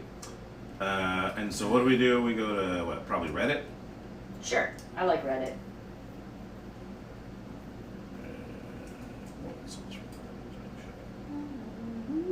Unless someone from chat wants to chime in as well. I'm not reading Most of these are about, peeling peaches or boiling peach pits. I'm looking more for, a tip on how to quickly peel your peaches is to put them in boiling water for seconds. Oh, so that is the peeling, that you put them in seconds and that. And then when you peel them, it comes off much easier. Okay, because gotcha. Boiling peaches to remove skin. There we go. Let's see. 1 minute. 1 minute. Prepare a large bowl with water and ice. Set aside. Okay. Place the peaches in the boiling water for 1 minute, and quickly remove and place them in the ice bath. Once cooled, the peel will easily slide off. Peaches are ready to be used.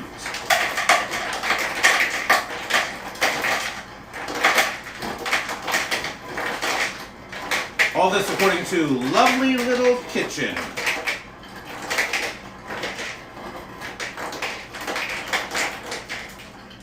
Nice Slogan? ice bath. Lovely little kitchen you've got there. Wouldn't it be a shame if somebody were to boil all your peaches? Oh my gosh. Just can't help yourself. Just keep threatening these local establishments, Mr. Shark. Alright, I don't have a huge pot, so I'm just going to do like one at a time, maybe. Maybe two at a time. Maybe we'll do two at a time. Hey, Ray. Hey, Jen. Hey, Jen. Hi.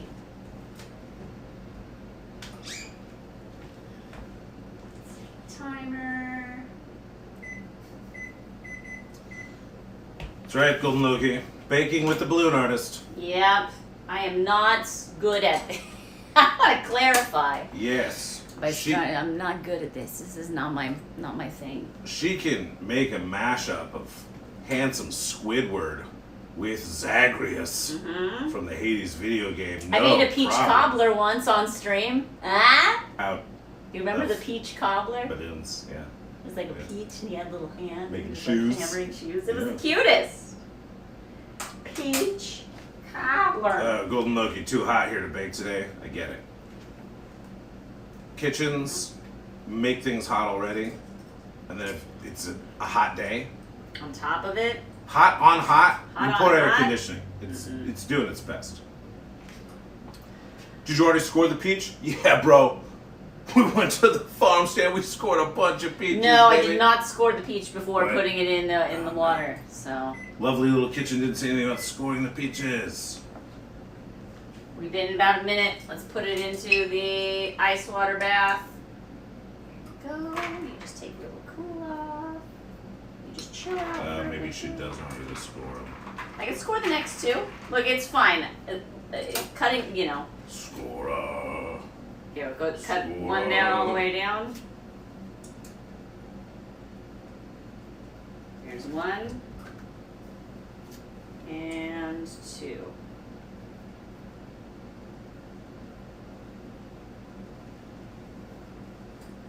There we go. And oil and oil. Okay. Restart. Timer. And take this out of the oven.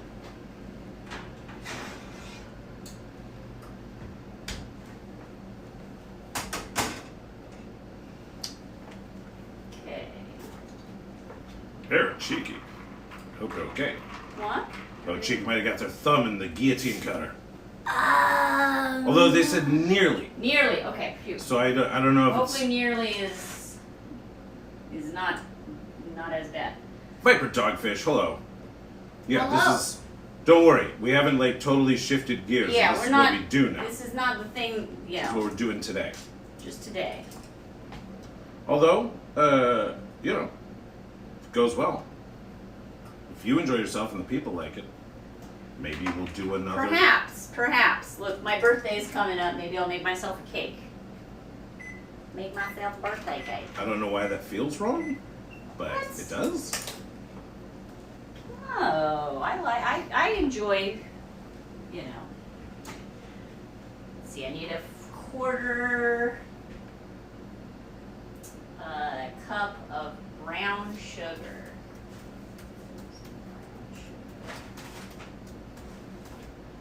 Brown sugar. Where are you?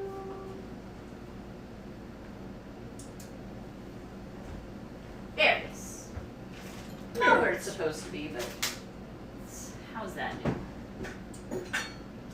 Yeah, did I say a quarter cup? Yes. Quarter cup of brown sugar. Also, I did mention Handsome Zagreus earlier. Oh yeah. For those We do that have haven't some- seen it. Interesting shorts now on the Sharp. Now that was just on the regular SharpBalloons YouTube. Yeah, that's just regular SharpBalloons. We've been putting up more shorts, but there's Handsome Zagreus for those that aren't as familiar. Hey, Glitchy Links. Viper Dogfish, this is a strawberry rhubarb pie and a peach... Peach upside down cake. Peach upside down cake. And I say there's no right side or wrong side to a cake. It all goes in the mouth. Huh. There's no upside or downside. It all comes out the Excuse backside. you. All right. Mr. Yes. Sharp, this is a... Ray says it looks good. Thanks, Ray. Good point. Thanks, Ray. Thank you. Peanut, you're not ready to be 36. That's the age your mother had you, and now you're that age. Oh my gosh. Yes. Yeah, honestly, though, I feel like between the generations, like ages, it's not comparable. The things that people were achieving at our age, you know, when our parents were our age, it was a different world. So don't hold yourself to any kind of weird, oh, I should be doing this by now. That doesn't. Yeah, like my grandparents got married at 18 years old, and then like 2 weeks later moved from Arkansas to California Just on their own. picked up on their own. Just like with, you know, Couple another family. kids. They took their car, loaded it up, and just moved to California. And then they stayed here the rest of their lives and built a life and did great. And Yeah, look, you know. I mean, like, it worked out for them, but, like, that's something I would never be thinking of doing, you know, in my... I wouldn't think of doing that as an adult. Yeah. I suppose maybe that's why they thought Maybe of you doing should be it, right? thinking of it now. No, I mean, desperate times call for desperate measures, 100%. Like, people... And We've you're- been fortunate enough to be, you know... And you're just a kid, and you're not scared of the world and the consequences. Okay. So, now I'm going to try and peel this here peach. Viper Dogfish, you've never had that type of cake? I don't know that I have either. Have you had a pineapple upside down cake? See that? I believe that I have. Yeah. Yeah. Yeah, no, I have. Because they always, what's the other flavor in that? It's like pineapple and, I guess it reminds me of like a German chocolate cake or something, like Huh. texture-wise almost, right? Interesting. Isn't that crazy? That does not ring a bell for me, but I can't tell you your experience. It as does well. look like it's just peeling off pretty good. It is. I want to make sure that I kind of. Oh, the other flavor is topsy-turviness! Yeah, exactly. So The flavors are completely upside down! okay, I can do this. That first half peeled off real nice. Okay, second half. Looking good. It's like one area that did not get as softened. There we go. Come on. Is there coconut in a pineapple upside down cake? Maybe that's what I'm thinking, low-key. Maybe. Because that would be like the texture I just thing, remember like it the being shaped like coconut. a very moist yellow cake, and then Mhm. like the maraschino cherries in the center of the Right, rings. right, yes. Like I recall that. But I do remember always liking a pineapple upside down cake. But then I was looking for like peach recipes because peach is a good summer fruit. And someone had a peach upside down cake, and I'm like, I bet that would be good because I love peaches. So that kind of caught my attention. I have to be interested in what I'm cooking to stay focused on it. But why is it upside down? There's no answers. No one will ever know. Is someone genuinely asking why it's I mean, I think it's because you like yeah, because flip you the put thing, the right? fruit on the bottom of the pan, and then you pour the cake batter on top of it. But then when you're about to serve it, you flip it upside down so that the fruit that was on the bottom is now on the top of the cake. And you know, sometimes people will place the fruit in very decorative ways. It's like one half of this came off so easy, and the other half was like, eh. And so it's like, ooh, what a fun reveal. Although, as I recall, it's also pretty tricky to get the fruit to not stick to the bottom of the pan. So you're like Well, it did look good until I tried to dump it out of the pan, and now it's just a big old mess. However, I've always been more of a does it taste good than does it look good kind of person when it comes to desserts. So Yeah. I will do my best to make it look good, and if it looks terrible and tastes delicious, I'm not going to beat myself up. I'll just say, hey, at least it tastes delicious.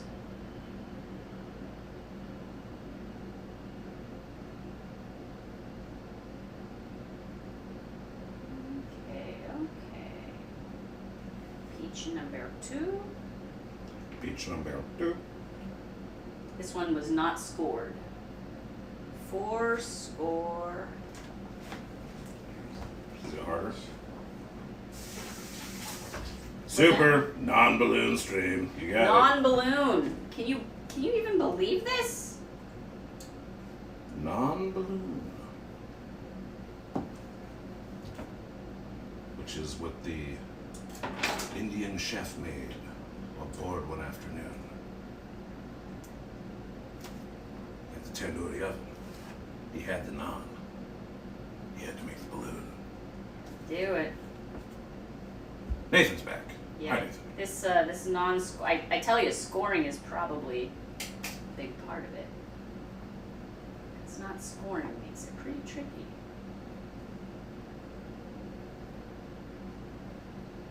Oh, Mister.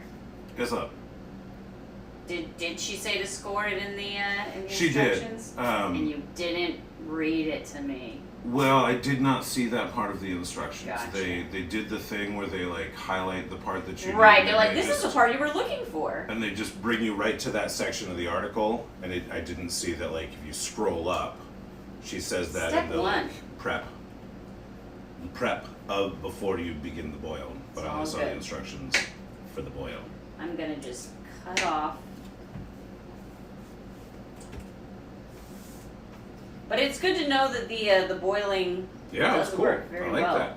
That was very smooth peeling. Viper Dogfish, will we be streaming later? Probably not. So basically, the reason I'm baking is it is my father's birthday today. 81 years old. So we're gonna head up to my parents' house after everything's done and we picked up the boy. And so yeah, that is no balloon stream today. I would say we'll do a stream tomorrow. Probably more like studio prep and stuff. Yeah, we have get some a balloons in there. we have a friend who is an audio professional who will come and help us be More more professional. Let's just say more professional. More professional. Ooh, this one actually came out nice. I don't know. Some of them, maybe one I didn't boil enough, or one was not as ripe as the others. This one I didn't score, and it came. Look at that. Yeah, maybe scoring is not really necessary. It's But it just might it's help. helpful in some Yeah. cases where, you know, we said that last week and did even show. We all had stuff that we had to do this weekend. Well, yeah, and I think the plan was So- he was going to come early this week, but then again, he got another major project, so he's got to finish that up early this week. So he'll probably end up coming later in the week. Yeah, he works for a real show, and I think that might have been up in the air for a bit, and now it is confirmed, and so he's got real work that he's got to do, and Everybody we're got real work. happy and proud of him for that, and we would never ask a friend to like, hey, deprioritize your real job to come goof around with us, dork balls. Mr. Sharp, revealing what he truly thinks about the stream. Dork balls. Goofing around with dork balls. It's dork balloons. Golden Loki, you'd be interested in seeing that? You're a bit of an AV geek. Yeah, we'll probably stream at least some portion of it, if only because. Like, obviously, it's hard to stream it when he's working on the mic because, like, we need the mic. But also, we may at some point need to stream it so that we can hear if it's working. Right, exactly. So, some portion of it probably will be. And his name is Matt Brousseau. You've seen him on my streams before. Yes. Trivia. Doing trivia and hanging out. Fun time fellow and professional editor.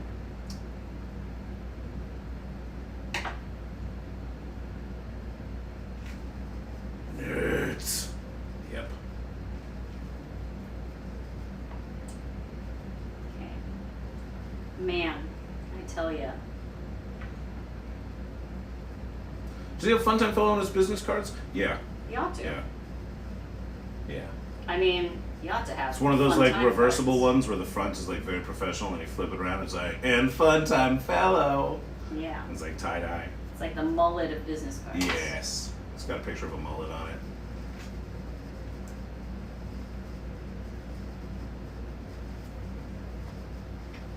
Okay, Bob Fine Mom says happy birthday to your dad. Aw, thank you. Also, she did throw in a hydrate. That's a good idea. Oh, Thank you, yeah, K-Pop. I should do that. I'm trying to cut out this peach bit here.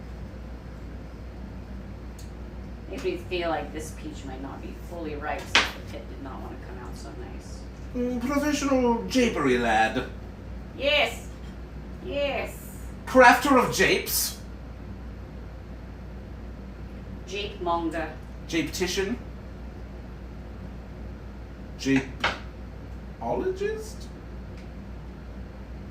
Study of japery.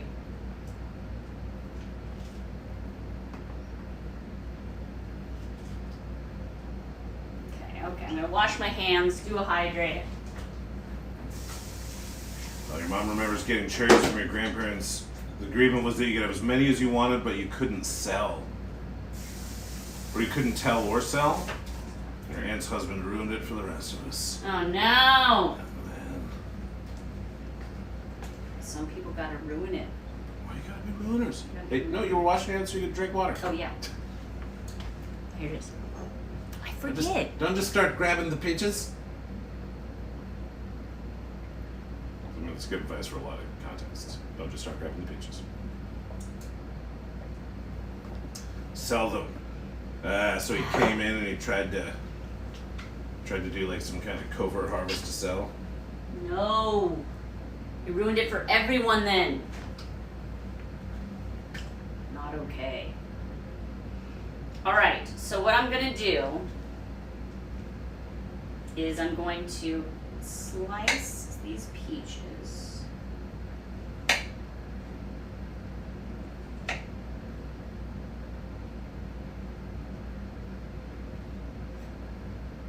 You ever start drinking water and then realize how thirsty you are and like down the whole glass? Oh yes, I Did we do definitely that have bit? done that. All the time.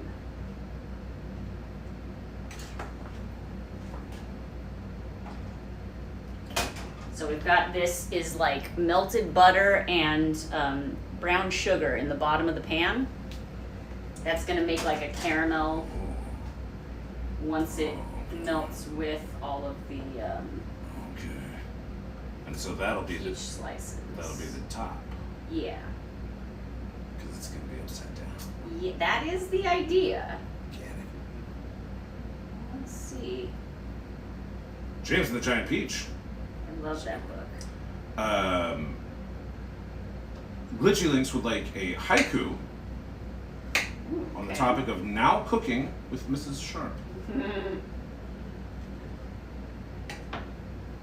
cooking with Mrs. Sharp. Flavor might have to make one of these.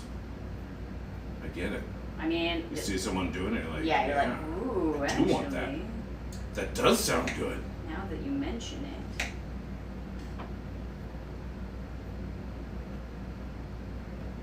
Let's flop it down.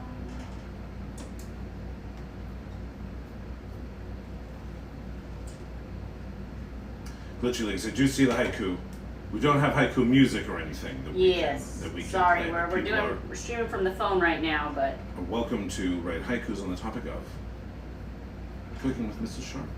that's right. Now Right. cooking with Mrs. Sharp. 5 Now back. syllables, 7 syllables, 5 syllables. Now back to cooking with balloons. Wait, what? No. Peter, you've read everything by Roald Dahl? I've not read everything by him. I've read a significant quantity, all the big ones, but he's definitely got a lot of like little books of short stories, and I mean he was very prolific. Okay. Creating a pie? I've never done this before. Something might explode. It could. It could happen. K-pop, correct. This is in theory an upside down peach cake. We already did the pie. Or really cake. Yeah, well, we're still going to do the pie. We just needed to give that pie some time to firm up in the fridge before we throw it in there. I think I will put the bake on at 425 because it is pies bake hot. That's the thing. They're quite require some heat. Let's see. You love pie? In the right place. I also love pie.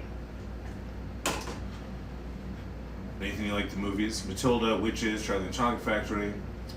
I don't know Chocolate Touch, but then there's also the other Matilda, the musical.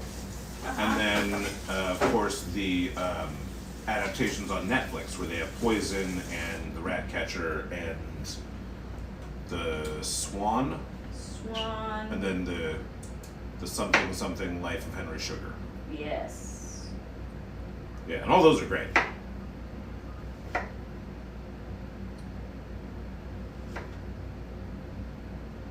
Yeah, it can be. It's definitely correct. We had worn out copies of Where the Sidewalk Ends and Light in the Attic when we were growing up. Yeah, that was very fundamental in terms of like our understanding of what is a poem, what is probably comedy, language. Oh yeah, Fantastic Mr. Fox. It's another good adaptation. That's true. I do like that. Some great Roald Dahl adaptation. You know, I mean, I guess you're drawn to adapt Roald Dahl if you are yourself somewhat like whimsical and like it would be challenging to be like, oh, I can adapt this very like fantastic world with this very matter-of-fact narration of very fantastical things. Like there's something about the presentation that really lends itself to really interesting artists being attracted to adapting it. Yeah, because it's whimsical and light, but dark and weird. Yeah. Hello, I'm Julia Child. Wait, sorry, I'm Shana Sharp. 290 the balloons. I got that confused. Haiku. I get that confused all the time. Hello. Hello, I'm Shana I'm Mr. Sharp. Welcome to my kitchen. I did have a guess that Chocolate Touch was like a Midas touch with chocolate thing. Sounds. Oh wait, I did read a story about that. Was that a Roald Dahl story? It doesn't seem like a Roald Dahl to me. I mean, I could be just I could be wrong. remembering a different one.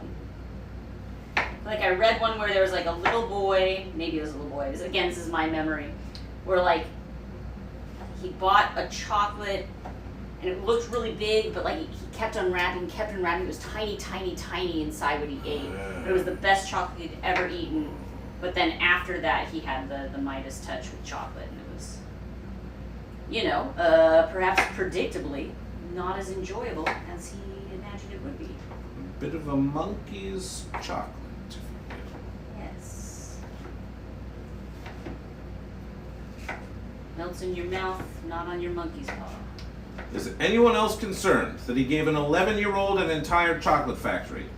Not as concerned as I am by the obvious breaches of labor law. Yeah, there's some like pretty, you need to get in there with some human rights violations.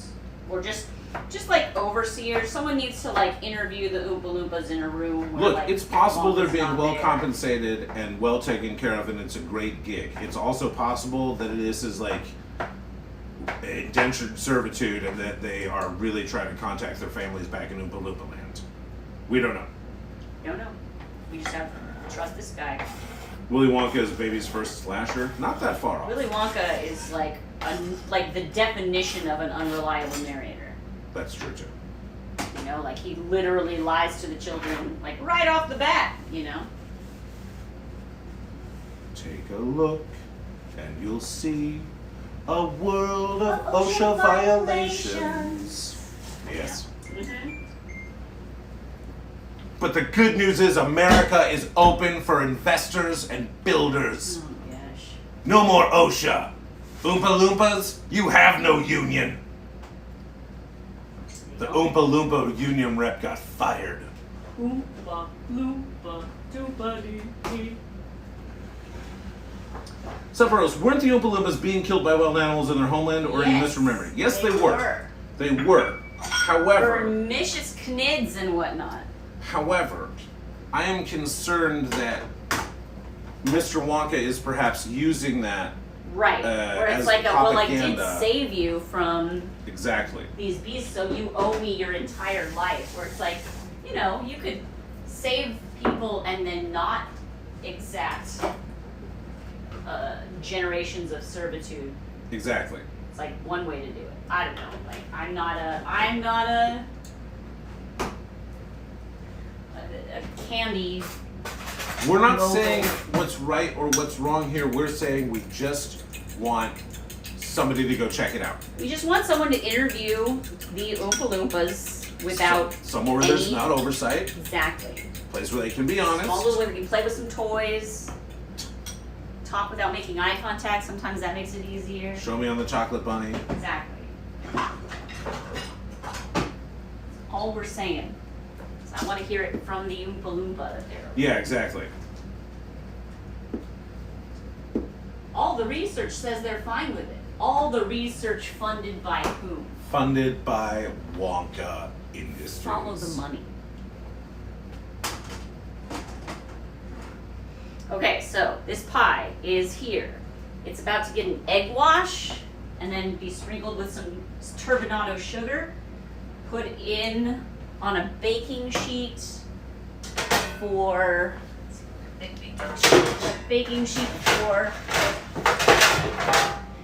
at 425 for 25 minutes, and then we drop the temperature and keep it in there for another 35 minutes. So it's kind of a big ordeal.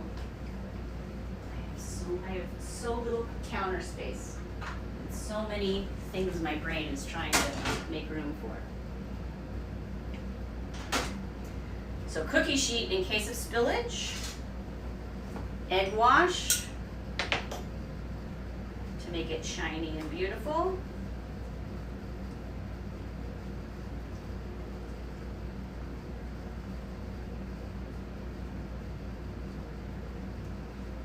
Even do a little tin foil or aluminum foil collar for the crust, which is where you usually get too much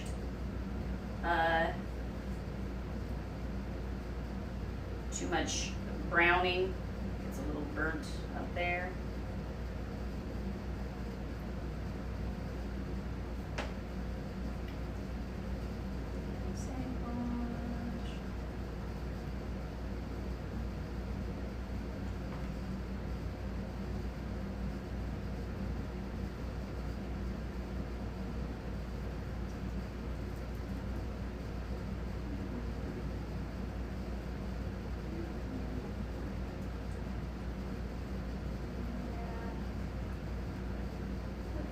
Good here so far. Pretty egged.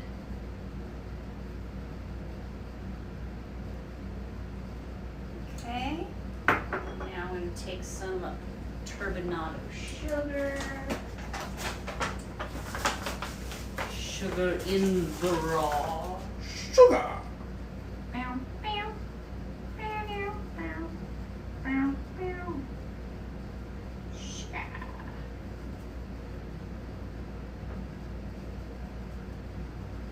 Just there on the crust bits. Nice sugar crunch on that crust. Because, like, look, I know crust is not Mr. Sharp's favorite part of the pie. I understand its necessity. You can't just eat a bunch of hot fruit filling. I mean, part of me says why not? You know, like get. You can, if but you need like it on ice cream. Exactly. So if you have the vanilla ice cream, you just put the hot fruit You filling need right a on medium top. to receive it. Flavor, perhaps you're right here. It looks like they're being given free reign to do whatever they want, and they're treated very well. It would seem that the issue is less wrongful treatment, more of a health code violation situation. Sure. Children just, I guess I would say we aren't given enough information. Yeah, we don't see like their break living room. Conditions? Yeah, exactly. What are the dorms like? Okay, I'm just throwing this bad boy in. We're cool with that? It's happening. Boom. And I'm gonna say, what did I say? The first one was for 30 minutes? 25 minutes. Timer. Okay. Alright, now let's go back to... No going back now. Exactly. Well, I mean, can't take it out of the oven. Cheese, fine with the bottom of the crust, but you don't like the sides? Actually, that's more or less exactly where I'm at. Yeah, like the bottom of the crust out, the top of the crust, the sides. It tends, if it's too thick, I don't like it, but also if it's too thin, I get that it doesn't like hold the whole thing together. So. What I tend to do is like break off the part that curls over the rim. I don't tend to eat that part. Again, if we get a good amount of ice cream. Ice cream, sure. That does a lot. That's great. It's like the ice cream cone, I'm going to use the restroom real quick, Mr. Sharp. I'll be right back. You're in charge of chat. Woo! Let's party. What do you guys want to talk about? You don't want to talk about the stuff I want to talk about. Again, my gift, my superpower is being right, but in the most unpleasant way. Not a Debbie Downer, a David, don't ruin this. Is there anything that you need ruined right now? Or anything that's on your mind that you would like to talk about? Monster Anarchy. I mean, totally honest, because Shana's not here. It is more or less the other way around. As much as I hate it, I am the authority here. And when I leave, this place descends into pure chaos.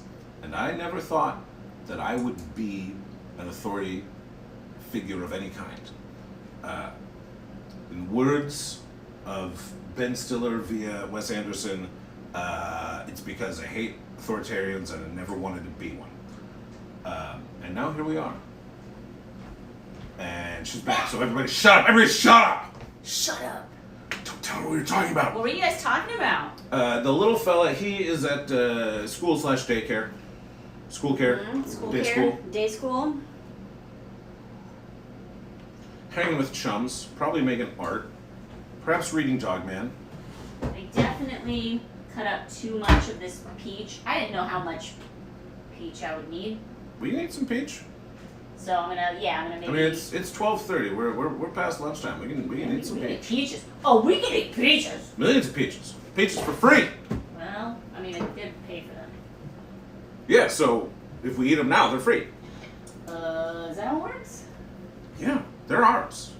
Once they're yours because you paid for them, they're free to eat. I mean, they're free to eat. Yeah, we're free to eat them, Yes.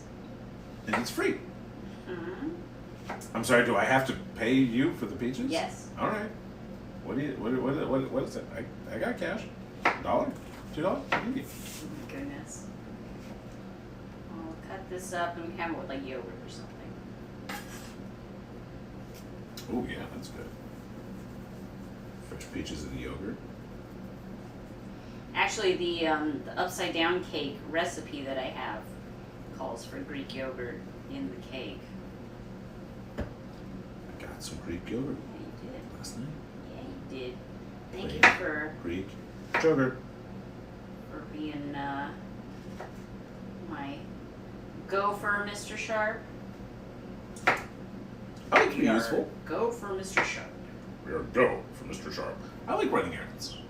Oh, I didn't ever used to, I guess, but at a certain point, I just I like to be useful. It's a chance to like turn on a podcast or crank some rock and roll because it's hard to really rock out like just on the phone, just like around the house unless you're like right by the speaker or something. yeah. And so in But the car, you can rock out. you just need like 3 minutes to really turn on some punk music and just be loud and angry for like 3 minutes and then walk into Trader Joe's like you're a normal part of society, sometimes that's a really nice thing to do.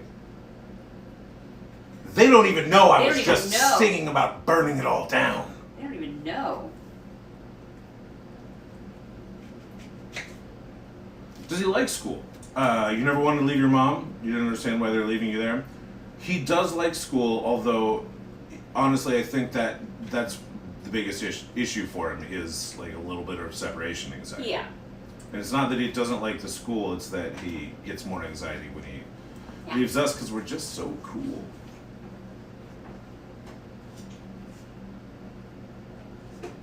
Do you have any thin, crispy cookies?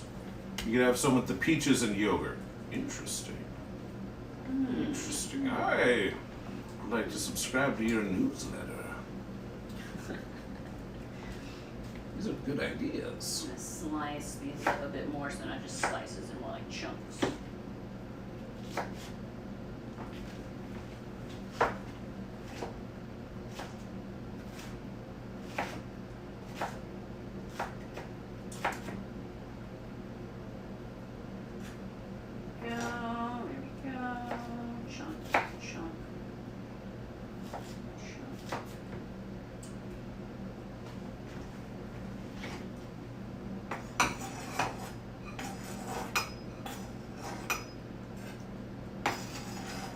Does it make anyone nervous to see like how I am in the kitchen? I wonder. There's like some real like, you know, people who take their kitchening very seriously who watch me and go, oh my god. Oh my god. Oh, I'm gonna have What is she trying to do? Burn the whole thing down? I've never once burnt a whole kitchen down. Never once burned a whole kitchen down. Not once. Half? I have shattered a Pyrex, like, what even was that? It was like a 13 by 9 inch Pyrex dish. But as RC educated us about, Yeah. that means that it wasn't Because the it proper wasn't the true Pyrex. Pyrex. It was lowercase Pyrex. Or whatever it is. And so, like, I don't blame you. Like, that's not like you were doing a bad job cooking. Well, it was startling to say the least. Startled I was. Okay, so these ones are gonna go in the... So one thing I can do, here mister, I'll give you this bowl of peaches. What do we got in here? We've got the plain yogurt for making the cake, but if you'd like, we have also a honey yogurt. Mister. If it's just for me right now, I'll do a honey yogurt. You know, if it's for cooking, then I would probably do the plain. Yeah, I'll do the plain for the cooking. Yeah. And let's see here. Uh-oh. Good cooking formula. Good cooking. Welcome. Oh man. Uh-oh. We're getting a raid from a real cooking stream. No! Don't judge me! Hi, my name's Shana Sharp. I'm the world's best balloon artist. So who let me in the kitchen? Good question. Yep. I mean, well, it's your house. So. It's my house. There may be an open is there? honey yogurt. So, hi, if you just came in, welcome. This isn't normally what we stream. Normally I'm a balloon artist, and I can make literally anything out of balloons. What I can't make is anything in the kitchen. It is my father's birthday today. He's turning 81 years old. So I am making a pie, a strawberry rhubarb pie. Thank you. It is currently in the oven at 425 for another 16 minutes, and then we're going to decrease. Oh man, I already need to make the little collar so the crust doesn't burn. Do you have one down to catch the? Yeah, I've got the cookie sheet underneath it. Anyway, if Good you thing want you got to, chefs in chat now. yeah, if you think it's amusing to watch an amateur chef make all of the mistakes, then yeah, hang out with us. It's nice to meet you. I hope you're having a great day. And yeah, if you are intrigued by the idea of couple streamers making art and hanging out with each other, then I'm joined here with my invisible husband, Mr. Sharp. And we normally hang out in our balloon studio and make the most amazing balloon animals you've ever seen. If you want some visual proof of that, I would recommend my Instagram, which is SharpBalloons. So who rated into us, Mr. Sharp, and what were they up to? So it's good cooking formula. Good cooking formula. And That sounds like scientific cooking. If I had to guess, they were cooking with. What were you Make sure they cooking get shouted today? out of here. Yeah, let's shout. Sorry, I'm not in the studio. Normally I stream from my PC and not my phone on a tripod in my kitchen. So I'm a little out of sorts. It's so nice to meet you. Live Chef 146. Live chef.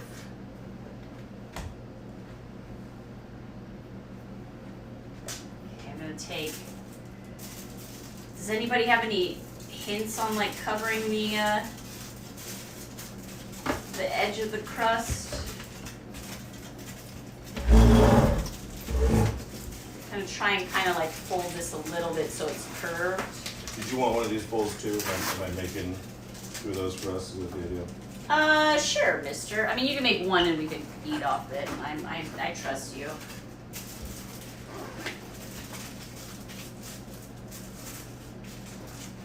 This. I think this will work for. I need a spinach hummus and a couscous salad. Ooh, that sounds healthy and Okay. good. I wish I was better. Hummus and Mediterranean couscous salad. Definitely wish I was better at. Oh wait, Mr. Sharp. Well, Worst the ballooners. chat was goading you and saying, Make a "Hey, balloon." I don't think you can make a balloon dog." Aw. And I would not even waste your time and talent asking you to do that. But I did Babe. know that I keep balloon pump supplies with me just very never frequently now. You just never know when there's going to be a crying child that you can cheer up. But also, you just never know when there's going to be chatters in the stream that are dubious about your ability to blow up a balloon dog. Well, I can't blow one up. That's You can't blow one up. Ooh, and you're using a very fine color, Mr. Sharp. Well, these are all the finest balloons that I find in the scrap bag. There you go. All right. Yes. Oh, wow. Can he tie the knot? Oh my god, it's so much worse when you're watching. I know. The horrible judgment that I see in the eyes You're where doing it's a like great job. you literally can't say you're doing a great job in a way that makes it feel complimentary. Like it's not. You're doing a good job. See? Do you see? Do you want to keep trying? Do you want to do some more takes? Doing a great job. Wow, you're doing a great job. It's like a good job. The job is good. It's not because I can see what you're thinking. Like I know. You can see what I'm thinking. I can see what you're thinking. Yes, I can. I am a wall. Other people cannot, but I can see your thoughts. Everybody else see your artwork. You thought the muzzle was too short, right? No. With the amount of air you've gotten here, this is perfect. This is perfect. Look at you smiling, Richard. You're judging yourself. You're hearing your own internal voice. Not me. I'm saying, great job. Yeah, Mr. Sharp! Look at that! Yay! Oh, whoa. Is he getting fancy? Yeah! What? I don't know if I framed that quite perfectly, but there you go. Balloon Everybody dogs say it can't be with made. me. Great job. Hey, wait a minute! Now it's Hoot House Great live stream job. coming in. Hoot House! Hello, Hoot House. This is a very abnormal Sharp Balloon stream. We are Really, actually Foxglove, when you say it, I believe it. in the kitchen. I've got a strawberry rhubarb pie in the oven. I would have tasted the filling to make sure that it was made well, but apparently I'm not allowed to eat raw rhubarb. No. So I don't even know if I should be making poison pies. I feel like that's not recommended. Looking good so far. Hey, wait a minute. What? I shouted out Hoot House live stream. Uh-huh. Oh wait, no, It's a Hoot House love stream, Gotcha. not live stream. That's why. And then it put our yeah, shout if you mistype it, it just puts shouts your out message. yourself. Oh, Yeah. okay, got it. It's all good. Hello, Hoot House. Thank you for bringing folks over. If you like messy ADHD kitchens, well then, good news for the next half hour, we're going to be in here. If you like art, if you're more of like I like balloon animals kind of a person, then you should follow, because mostly we stream from our art studio where we make balloon art by chat challenge. And yeah, but today I'm out of my comfort zone. I've got a pie. We've got 10 more minutes at this high temp, and I'm honestly like the crust already looks done. So like that makes me very nervous, because I'm like, we've literally got like at least 35 minutes more of it to bake, and the top of it already looks done. I'm like, but that is why you cover the top of the crust so that it doesn't burn. Gotcha. But not a So not a pie Hoot House maker. live stream, you stream owls, I think, and apparently Hootie has a new male friend. His name is Bo, and is he a Bo? Oh my. Oh, Bo! Owl tea. That's fun. Could you pass me a bowl and a spoon? I will pass you a bowl. What size bowl would you like, Mr. Sharp? To put the fruit and the yogurt in.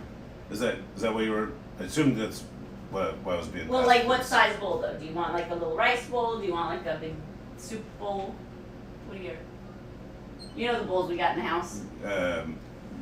Tell you what, why don't you bring whatever size bowl you would like, and then bring me a normal size bowl. What do you mean? What are you implying, Mr. Sharp? I'm implying that you are a lady who likes tiny bowls. I like little bowls. Mr. Sharp likes big bowls, and he cannot lie. There we go. You want another spoon? Is that AC/DC song? Yeah. Yeah, probably a second. I've got big bowls. Oh, God. Here's your spoon. What? What? What? You It can't just set me sounded up for terrible. that. You just sound like an old wizard when you do it. That's what early AC/DC sounds like. Because they had an old wizard on vocals. They kicked him out of the band because he enjoyed too much Halfling Leaf. Yeah, I mean, look. Kicked him out of the band is one way of putting it. No, that guy came later. He was the second singer after the wizard. Oh, yeah. Yeah. It's rock and roll history. Follow us for more totally inaccurate history. Fun falses. She's channeling Bon Scott, huh? So you're saying she's a Mal Scott?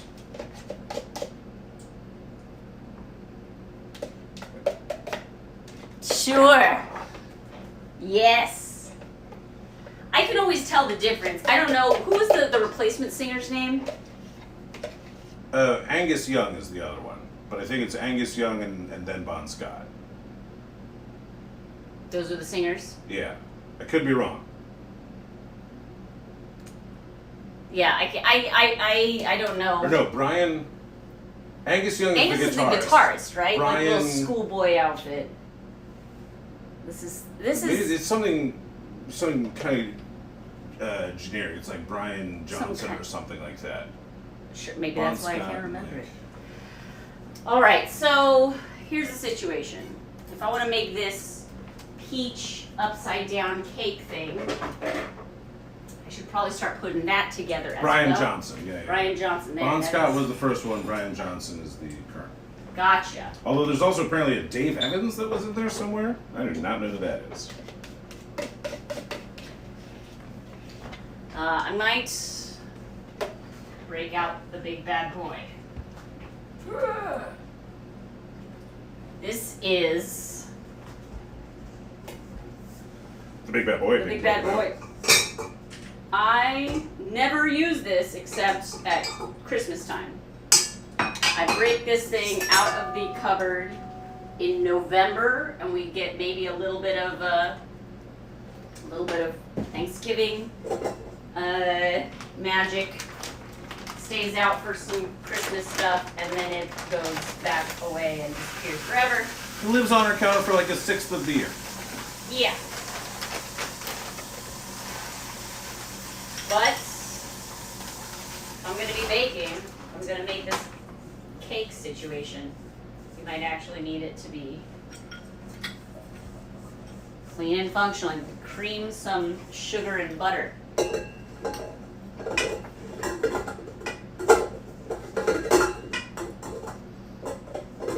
Brian Johnson, also known for writing a ballet based on Helen of Troy. I did not, well, I beg to differ. I didn't know him for that at all.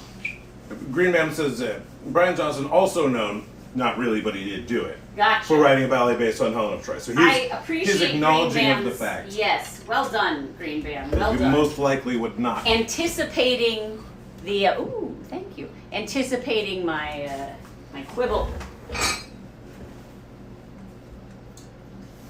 Green Bam is a fine quibble anticipator.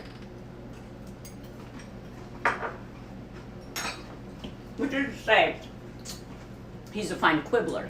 Mm, He hears in his head as he forms the phrase. He's like, right. I mean, you could say that he's not known for that, so I'm going to come in here. Acknowledge your own quibble. Yeah. Because if there's one thing we are here, it's succinct. We like to talk things to death. Okay. I had to write down my recipe. What have you reduced me to? I can't look at my phone. We're doing the flour, baking powder, salt, and cardamom together. Okay. So what is cardamom? It's a spice. Like, It's what is one it? of the more expensive spices. It's like up there with saffron and vanilla. It's like a flower? Like a seed pod? My assumption has always been like it's a seed or a nut that's like ground. But I honestly don't know. Any cardamom experts in the room? Chime in, let us know. I do love it. It's a good smell. It's a good scent. It's good flavor. Shana really is baking up a storm.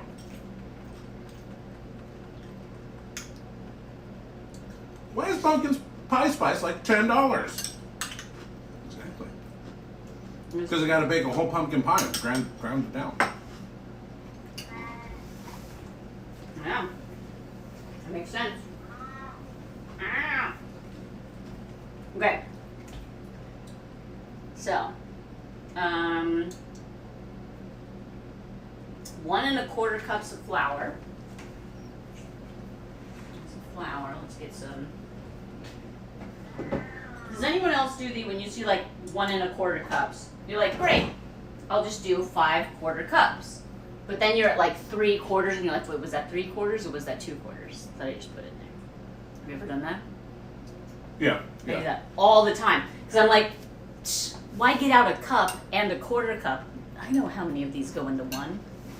I don't know how to count in any kind of reliable way. Okay, let's see. I'm going to put... McDougal's back at cooking lots of Indian food. And his Yeah! belly is so happy with him. I'm always so delighted whenever you share those, McDougal. Green Man, is Iggy okay? I mean, He is. probably not. Yeah, look. I'd pick him up, but that seems very unsanitary. Thanks. Look. He's upset that he's like wandering through the middle of the room and no one is acknowledging him.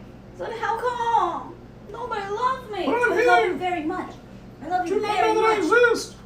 But I don't want your fur in my cake. That's the thing. I don't want to get your fur in the cake. He's I loving know, on he's Shana's rubbing- legs. He's rubbing his face on my leg. I love you, Egg Pig. I want to pet you. Yeah, put me then. You're giving me the big eyes. He's giving her really big eyes. Biggest eyes. Yes. Yeah, I know. I can't do it. Stop tempting me, you foul beast. So cardamom is derived from seeds of plants in the ginger family. Okay. Okay. Checks out. Jameo's notebook. His notebook pages are almost translucent because of all the oil and fat that got accumulated on it. Like your cooking notebook, I presume. All the fingerprints and whatnot. That makes so much sense. Also, though, I kind of like that for your cooking notebook. Yeah. For like your poetry notebook. Oh no, you're purloining the verses. Not purloining. That other word that I always mean to say. I always say purloining instead. Ruining the verses. Whereas this one gives an ethos.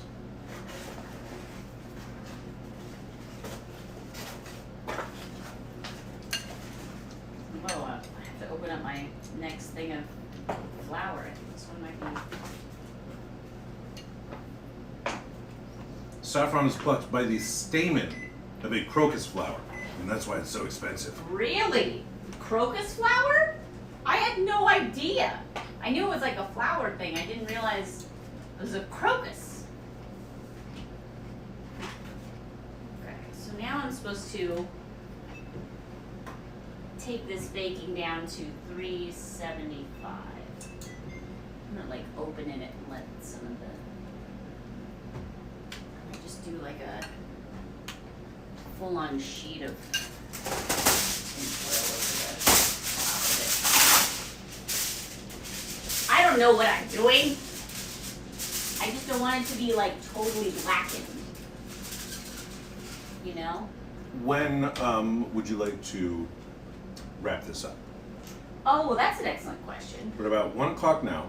It does start to smell a little burning. Oh, it's fine. It's fine.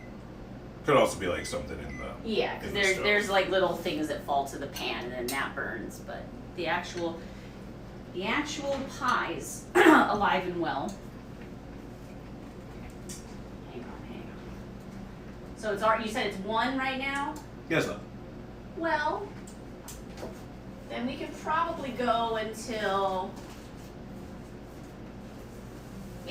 like the pie comes out, which would be like 40 minutes. So then that gives us a little bit of time to get stuff ready to go.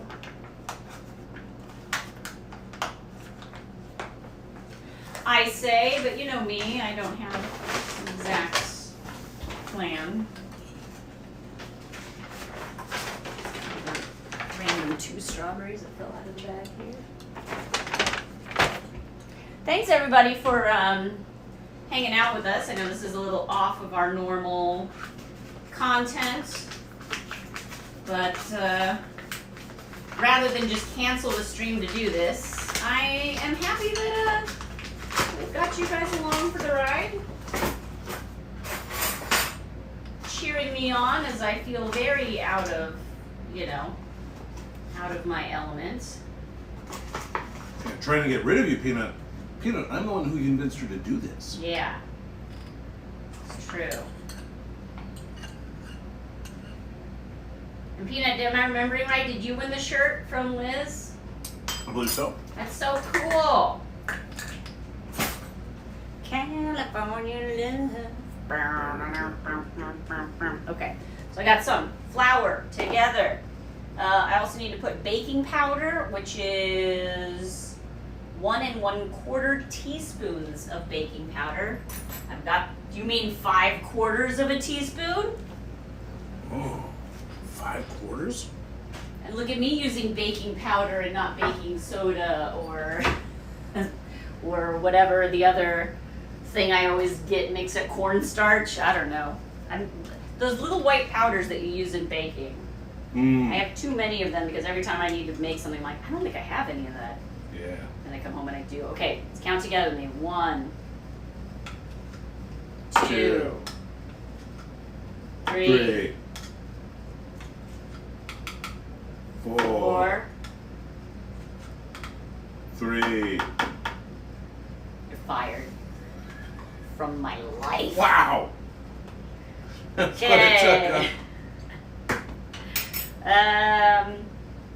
What else? Salt. We need, how much salt? We need just a 1/4 teaspoon. Just 1/4 teaspoon. I can do that. 1.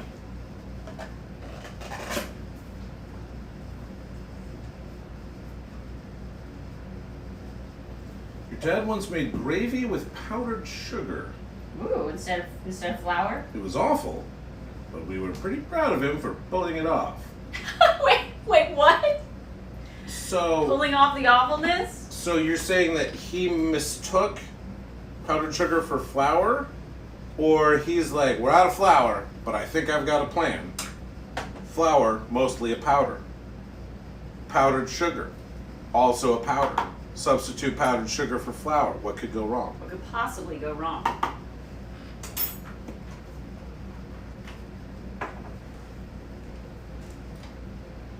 Yeah, powders are really all about the same. Yeah, I think it's like, Just use like a cup of powder or like something. white powder. So it's like probably good. You're literally standing in the least convenient spot you possibly could. Cup of white powder, also the most expensive ingredient in any cooking. Way more expensive than saffron. Depends on, but yes. He thought it was flour, but he didn't burn it. You didn't burn it. There you go. You've had your mom mistake salt for sugar when making a cake? Oh no. I did that one time while bartending. It was this crazy busy night, and there's this table of girls that asked for strawberry daiquiris blended, which is like a nightmare. That is the bartending nightmare, is somebody asking for blended drinks when the bar is busy. Mm-hmm. And I'm like, it's one of those things where like you put it in your mental queue and you're like, I know I've got to do that, I know I've got to do that. But you keep kind of doing the other drinks first because it's Right. like, well, I know that I can open 8 beers in the time it's gonna take me to do the strawberry daiquiris, so like just trying to make the bar go. And finally I like find a moment, I make like the strawberry daiquiris, I send them out, I go back, I start making all the other drinks, and then the server brings it back and like, they're saying it's not good. And I was so mad, I was like, I don't care what they say, like okay, it's not the best strawberry daiquiri in the world. And then like Then I you tried it tasted and I was it? like, Oh, I put salt. yeah, I used salt instead of sugar. Great. And so then I got to remake 4 strawberry daiquiris for 4 ladies who, you guessed it, didn't tip because they were mad.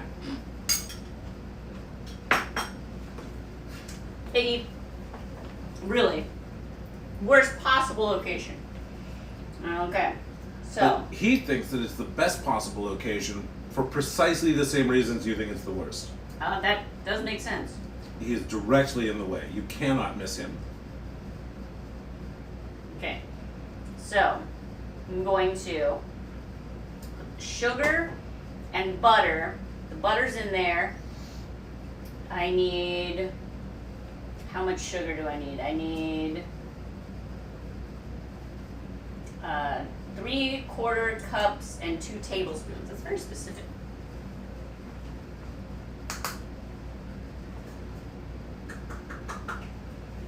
Quarter cups and 2 tablespoons. I'm gonna do. What's the difference between brown sugar and like granulated sugar? Good question. Like, I get it. They're different. Like, they're obviously different in color and texture.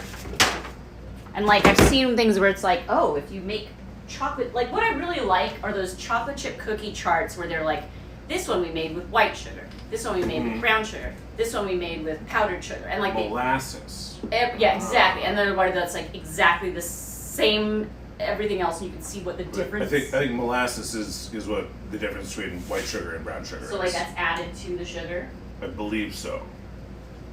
Or okay, actually the other way around. Brown sugar keeps more of its molasses, which is taken out of white sugar. Extracted. Ah, okay. But like, what does it do? Does Like, it just why change would the you- flavor profile? Why of would you cake? use? Does it make a cake like more dense or less dense? I mean, I would That's think my it question. changes the flavor profile. 'Cause Definitely that's would that change the molassesy flavor flavor profile. instead of just And I the think plain that will sweetness. complement a peach, frankly. I think that like brown sugar and peach sounds like a good pairing. Then they also grind white sugar finer. So when Google says that America's Test Kitchen books have a lot of information like that in the recipe info. Yeah. And so he really enjoys their books for that reason. I do like whenever, I don't read recipes often, but the ones that I do like are the ones that have like a scientific bent to it, where it's like, here are the steps, and let me explain why we're taking these steps. I really like that. So I'm gonna do half brown sugar and half white sugar because I feel like it, and it's probably not gonna be bad. GVO's sister once made caramel with the amount of salt and sugar mixed up. Oh. It was not the best. Yeah, no, that sounds actually pretty yucky. So they write the numbers of the amount they think you should have because they think that would be better. If you do different Interesting. amounts. Not as good. We're learning a lot here. We don't know a lot about cooking. Yeah, wow. I mean, this is all really great stuff. Brown sugar also lends itself to better song titles / choruses. Yeah, sure. And get far worse verses. Yeah. Woo!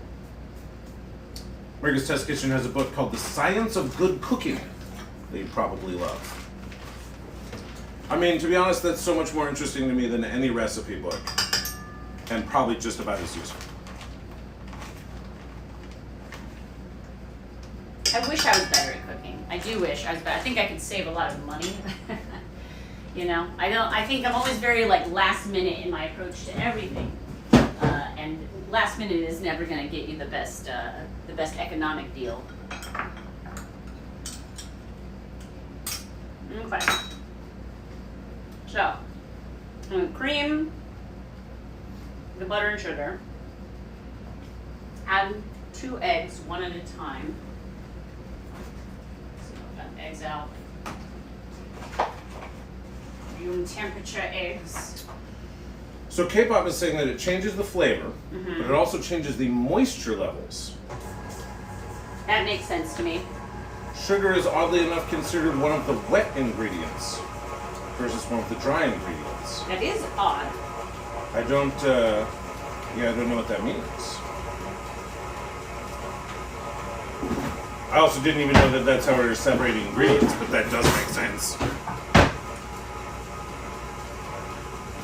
I mean, the first step of this recipe is to cream the butter and sugar, which is like a very traditional first step. I say we stop there. I mean, look, the mark of a good cookie recipe is it better than just the creamed butter and sugar? Right. The answer is no. That pig is just loving on it. No, just right back behind me. I cannot take a step in any direction without endangering my beloved cat. Oh, we're hanging out. It's cool. I'm gonna step out for just a moment, if I may. Don't look at me. Hit up. You don't have a hideous face. All right, let's see here.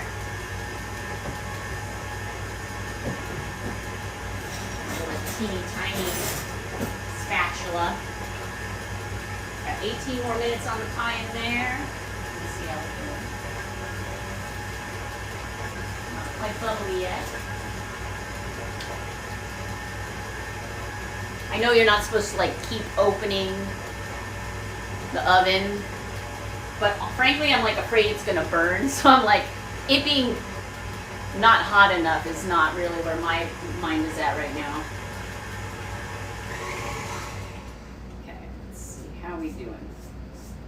Feel creamed?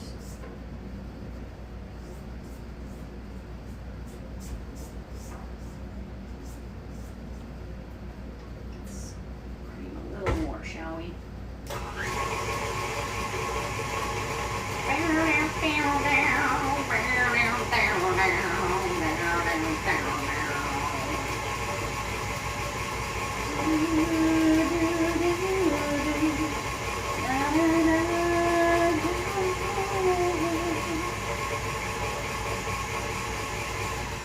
Okay, that feels pretty creamed. Gonna add an egg.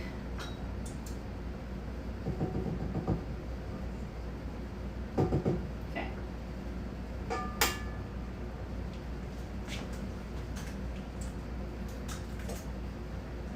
Lord.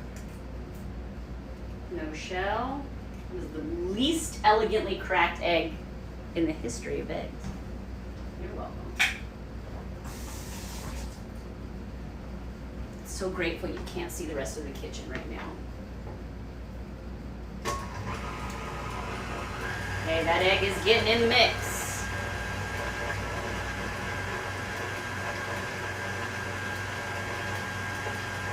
Now I need 1/3 of a cup of Greek yogurt and 1/4 cup of milk.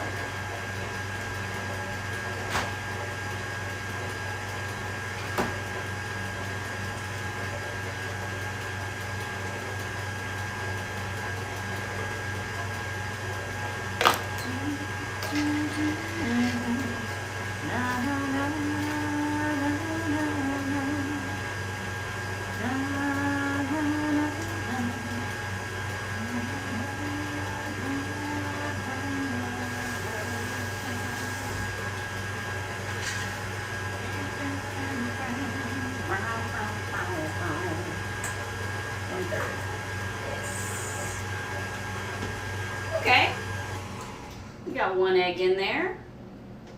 Looks like it got all mixed up. Beautiful. Our wet ingredients.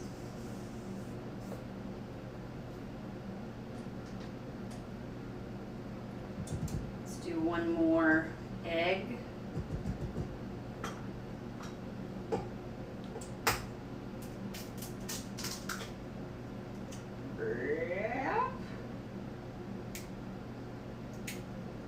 Get out of there. Go. There's nothing for you here. Okay. Got it. Step over the cat. And back. Piggy.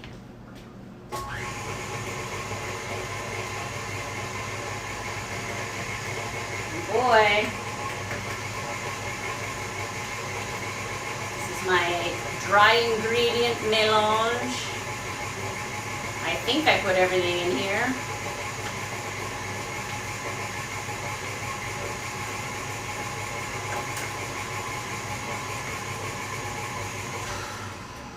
Okay, eggs all mixed in. I'm gonna put 1/3 of this flour stuff. I'm gonna eyeball it.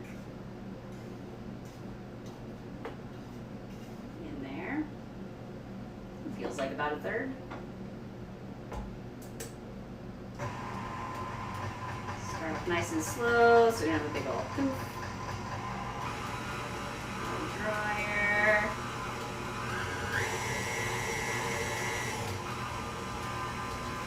Good.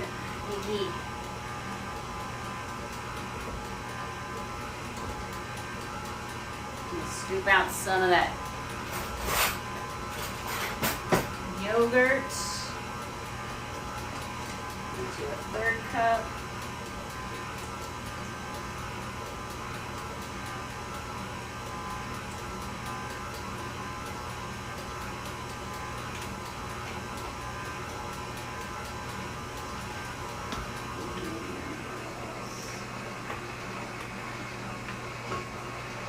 Plop. I just gotta turn it off. I'm like, maybe I can do it without turning it off. The answer is no. I cannot do that. ADHD, always looking for shortcuts and then wasting your time on those attempted shortcuts.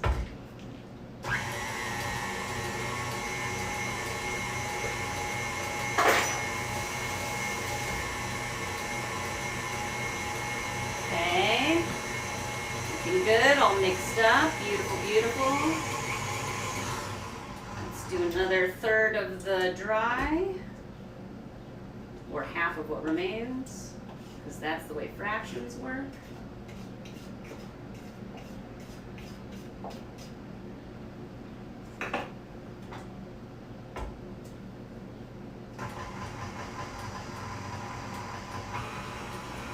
Mix with the yogurt, get out some milk for 1/4 cup.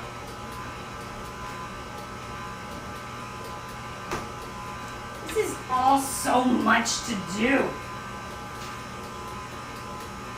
I guess it's on me for deciding to make 2 desserts instead of just 1.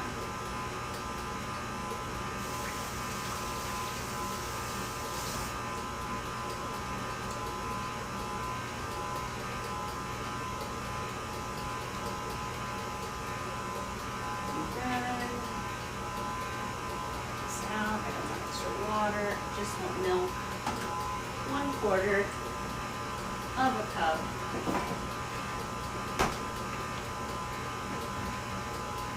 You have a 1/4 cup on this? You don't, but I'll.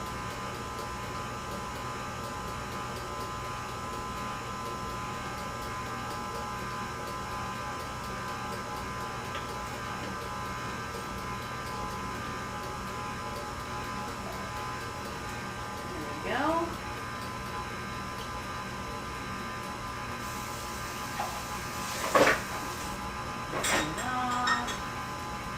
Oh, are you gonna move? Did you actually think you could maybe move?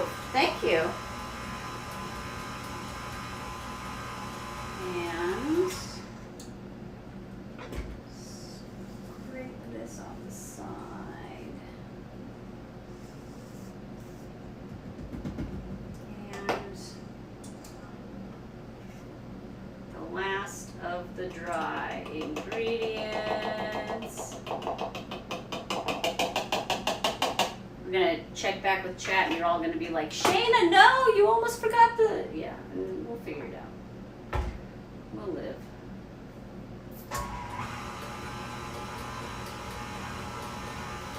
Okay.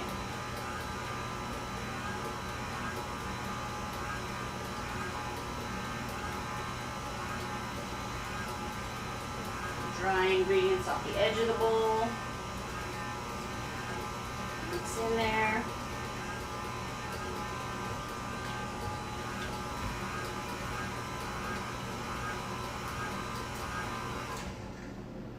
This looks pretty mixed. I think I'm supposed to fold in peaches. You fold them in.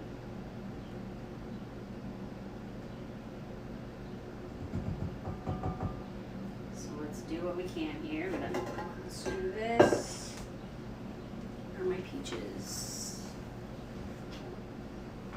Peaches. You simply fold them in.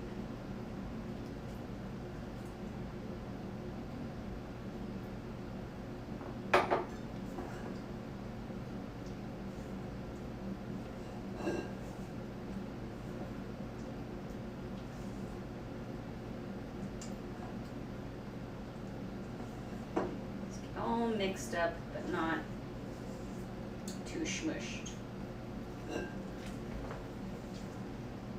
Peachy batter. Let's see. We've got our upside down peach slices. I'm just gonna dump this on top here.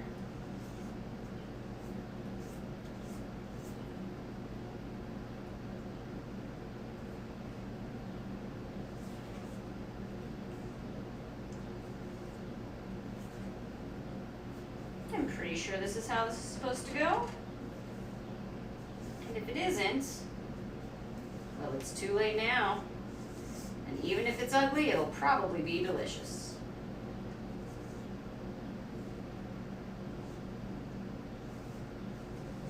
It's like a very fluffy cake batter. I don't know if I'm using the right word to describe it. I'm not a baker, I don't know all the terminology, but like, you know what I mean? Like it's staying very gloopy as opposed to like liquidy. Smear this around.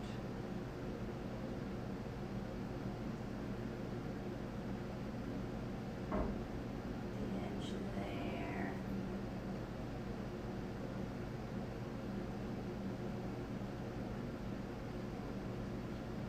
Well, well, well.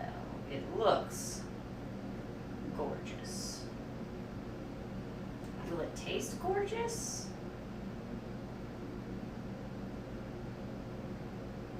Find out.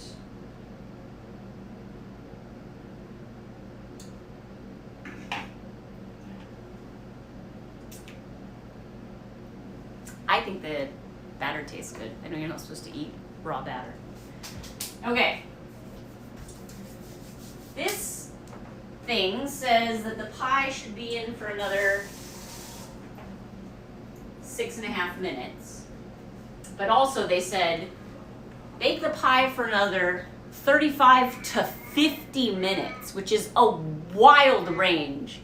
And then they're like, just when the crust is golden and the inside looks real bubbly. So as long as it's reached bubbleosity, I feel like we're good. Ooh, the crust looks great. But we're not quite bubbling yet, so I'm gonna leave it in a bit longer. I know leaking out the hot air is not the way to do it, but what can you do? All right. Feeling pretty good. I'm feeling better than I thought I would be feeling. Let's see here. Coming around to Mr. Sharp's laptop. No, did I forget the eyes? Oh, rebound! No. Makes sense. Okay. Now I'm gonna just like impulse eat my way through all this wet batter. Don't do it. Very cardamom-y. Sure hope my dad likes cardamom. That'd be a awkward thing to find out. He's like, oh, I actually hate that spice. I'm like, cool, because I put it in both of the dessert options.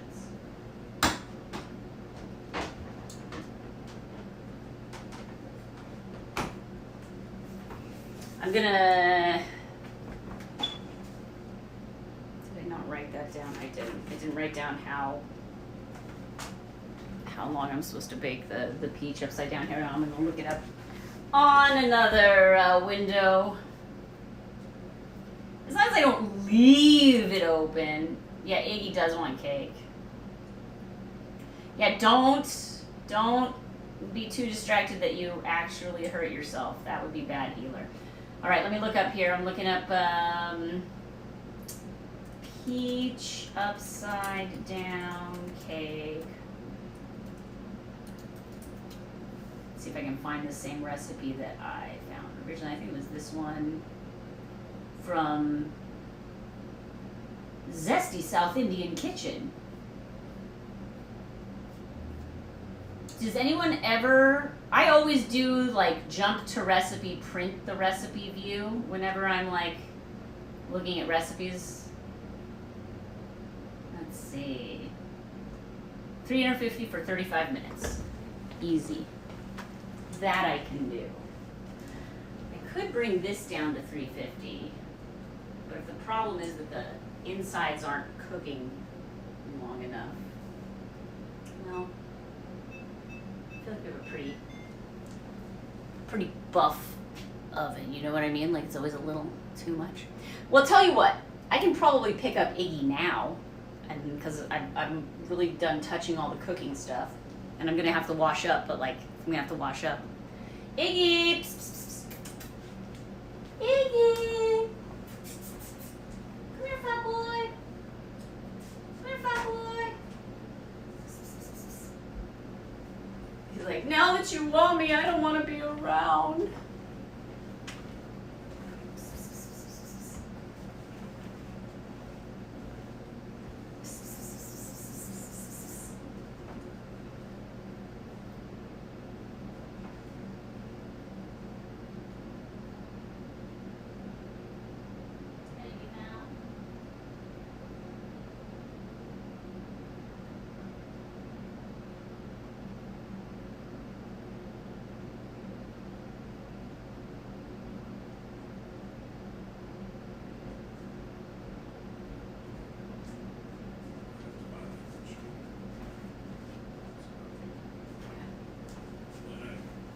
Alright, here he comes. Oh, yeah. Oh, big fatty boy. I know. I got you, baby. I know. This isn't how I normally pick you up, huh? I know. This isn't how we normally are. Here, we'll put you down here. Ugh. see if I can do this. There we go. Now you're so supported. Yes. Yeah, you're a big filthy beast. You're a big filthy beast. Try and get your furs inside all our food. I eat enough cat hair as is, Iggy. Want to do a little lick your shoulder? Yeah. Oh, yeah. Oh, chomp that shoulder, big boy. Yeah. You're just a good boy. You're just a good boy.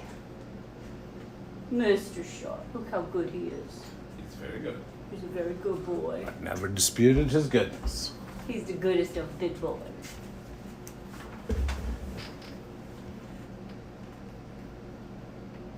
Oh, yeah. This is a pound cake. A 23-pound cake.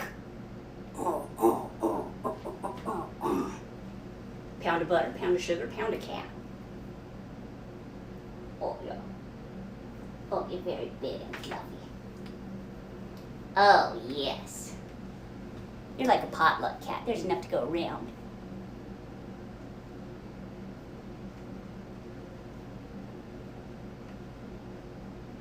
I'm sorry I couldn't love on you earlier. I know you wanted loves. I couldn't do it. You understand? You understand, don't you? Oh, I guess I gotta go check on the pie. Oh, blorp. But first I must decat myself.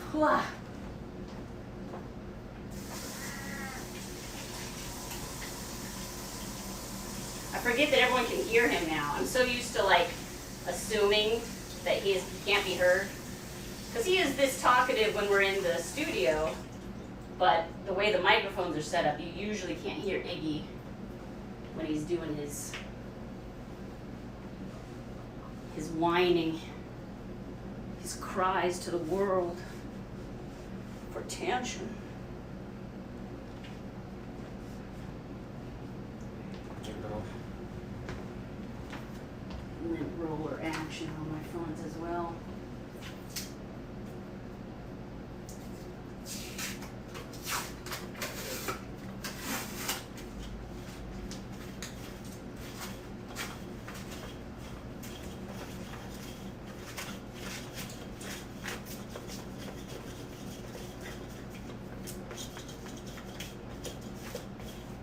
Have we thought deeply enough about getting a wireless mic on just Iggy himself? Oh man, can you imagine if Iggy was like a collared cat, just having a little wireless mic on him?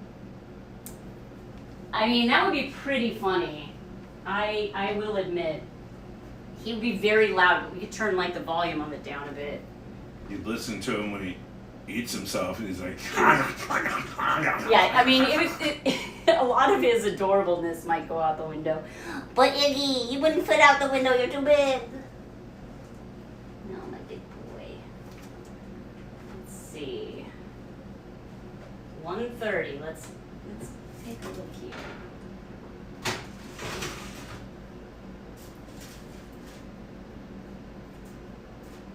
It's just not quite like bubbly boily. Which makes me feel like not enough time. But I am going to put in the peach cake. That should go in for 30 minutes or so.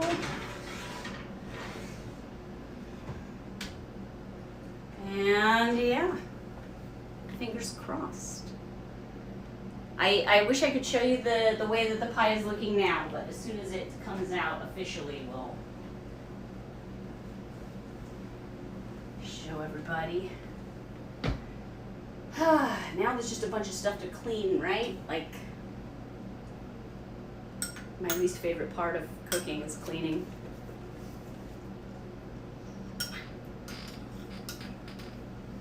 I'm sure glad that camera only gets this part. Because although this looks like a disaster, wait till you see the other guy.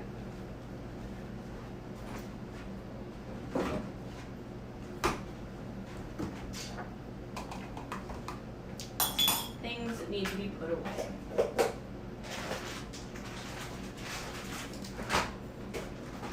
Sugar. Hey, Camo Sky. Hey. How you doing? Just having a little mid-summer bacon stream.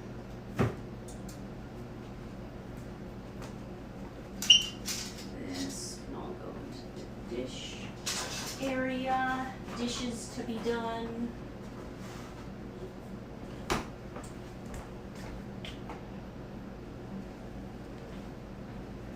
We need to start maybe filling out some bowls. Oh, Mister, you want to try some of the cake batter?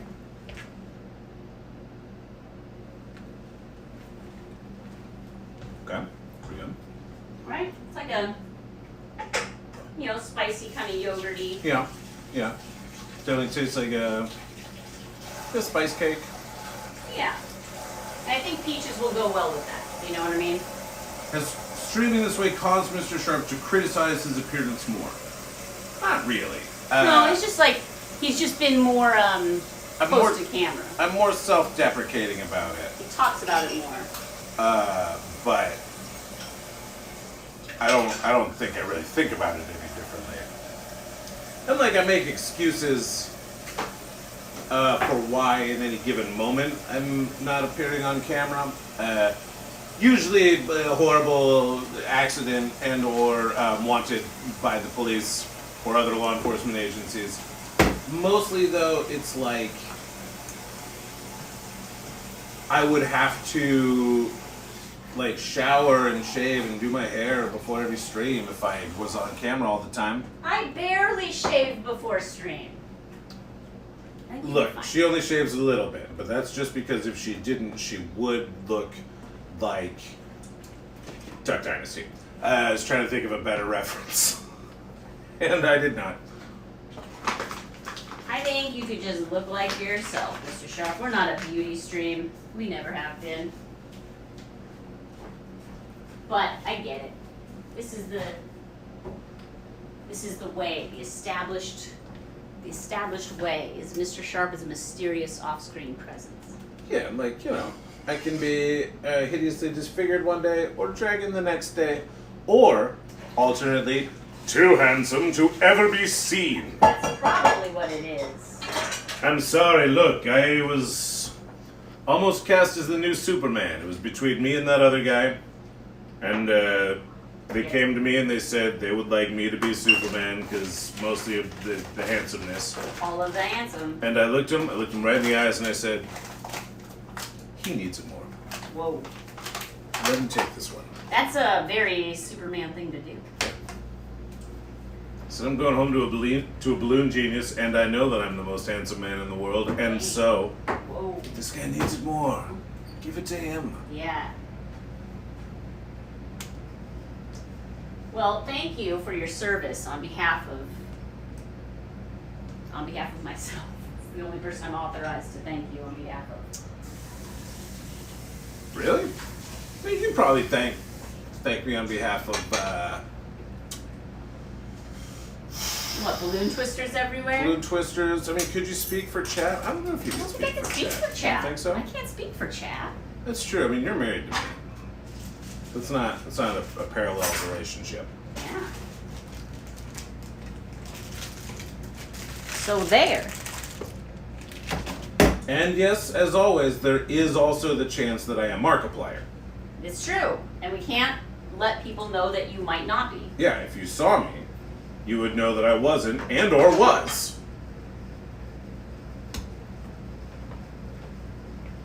We're not ready for that kind of, to be the host of that kind of scandal. Yeah. Yeah, new conspiracy just dropped, wheel this. Everybody get on board the new conspiracy, because the old ones are garbage. Not boiling yet. We need bubbling, boiling strawberry lava. Bubbling, boiling strawberry lava. That's how you know when your pie is done, is when it becomes death.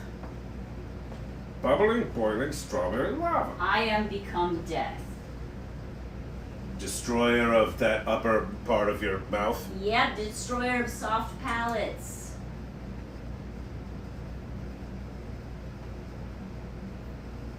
I think it looks really cute though. I'm like very excited to see it when it fully comes out. Oh yeah, wheel this. We gotta drop it on Twitter. It's where all the good conspiracies go viral. Oh yeah, for sure. Look, you want to go viral as a rapper? SoundCloud. You want to go viral as a model? Instagram. You want to go viral as like a horrible conspiracy theorist? X. Twitter. Yeah. Am I still on? Yeah. Okay, nice. I really love just chilling out by ovens when they're on. I know this sounds like a silly thing to say, but you can vouch for me, Mr. Sharp. How many times have you come in the kitchen and I've been like just crouched, no stool, just like crouched by the oven? That's definitely her technique. And I used to do like make like a comment like, oh, you know, it cooks the same speed whether you do it or not. You are fundamentally misunderstanding the purpose of me crouching. Yeah, now I get it. It's warm. It's golden. There's magic in that box. Peanut says it's not silly. I like watching washing machines. Yeah. Oh no, I get that. But also I think that, you know, when you're baking a thing, there is definitely a like, you gotta watch the brownness level. Well, and like also part of it is like the warmth. I'm never mad at warmth. I know, Mr. Sharp, you're like, I'm good on warmth. Well, because you make the kitchen so hot, so I turn on the AC, but then the AC blows directly at the spot right in front of the oven, and so that person gets cold. So then they have to sit in front of the oven, and then they really turn up the temperature, and then oh boy. It's a rat race. Yeah, I run the heat in one side of the house and the AC in the other side of the house, and I just figured let them fight it out in the middle, you know? Very efficient. Yeah.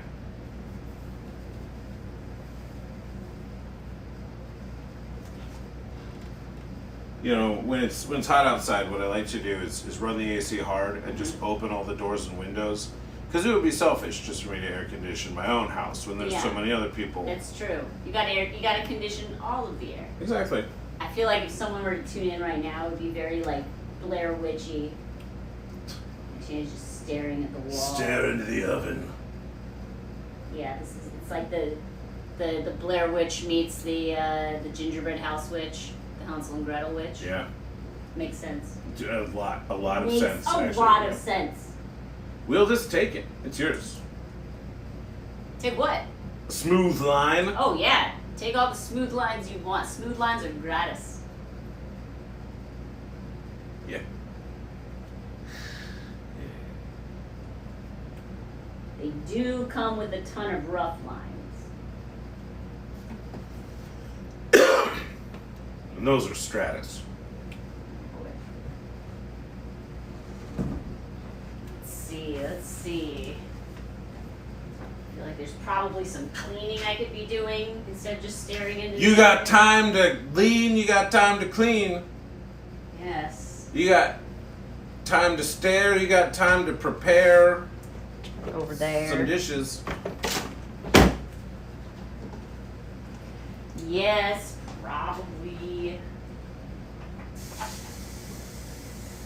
Iggy back down on the floor in the kitchen. You got time to sit, you got time to throw out that peach pit. I mean, I did. I threw all of the peach parts and the strawberry hulls and that in the compost bin, the organics bin. K-pop says it's fun to watch things bake, especially lasagna. Ooh, yeah, Stuff no, that's that bubbles while it's baking. Bubbly, bubble, boil and dribble.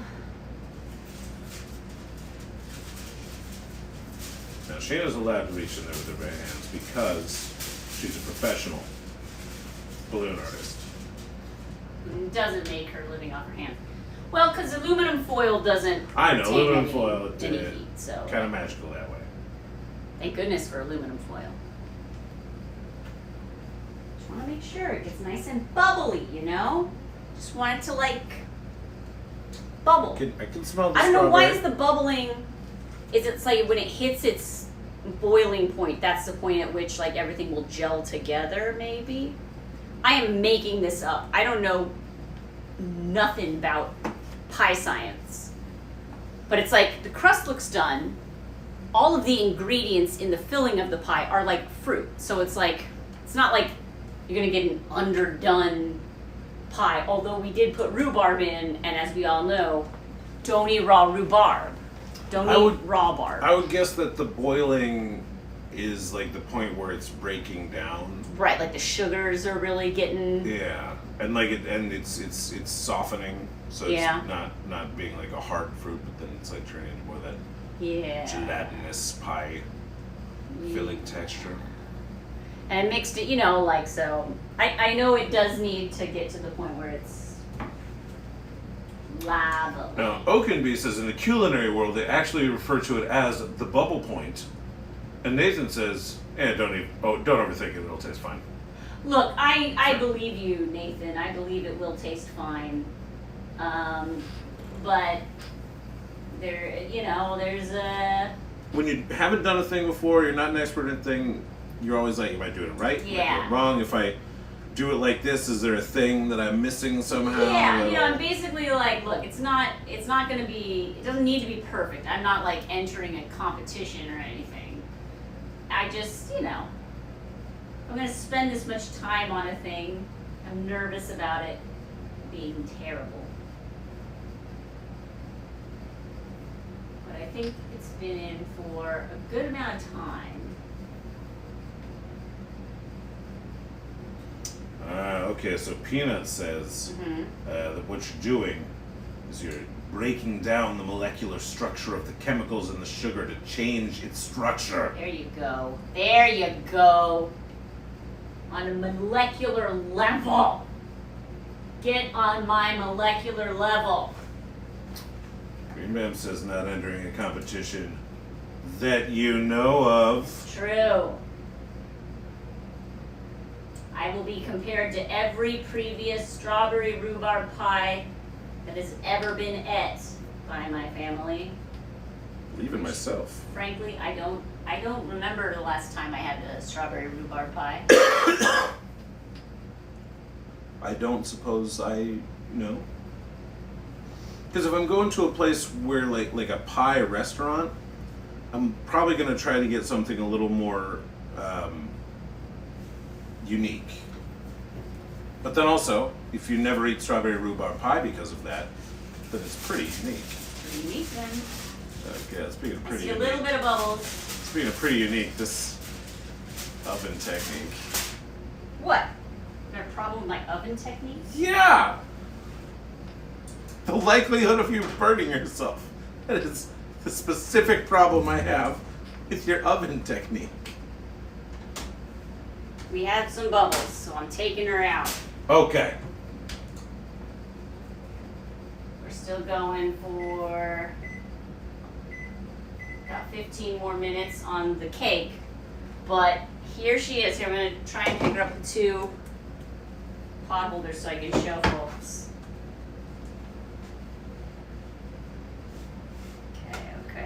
Okay.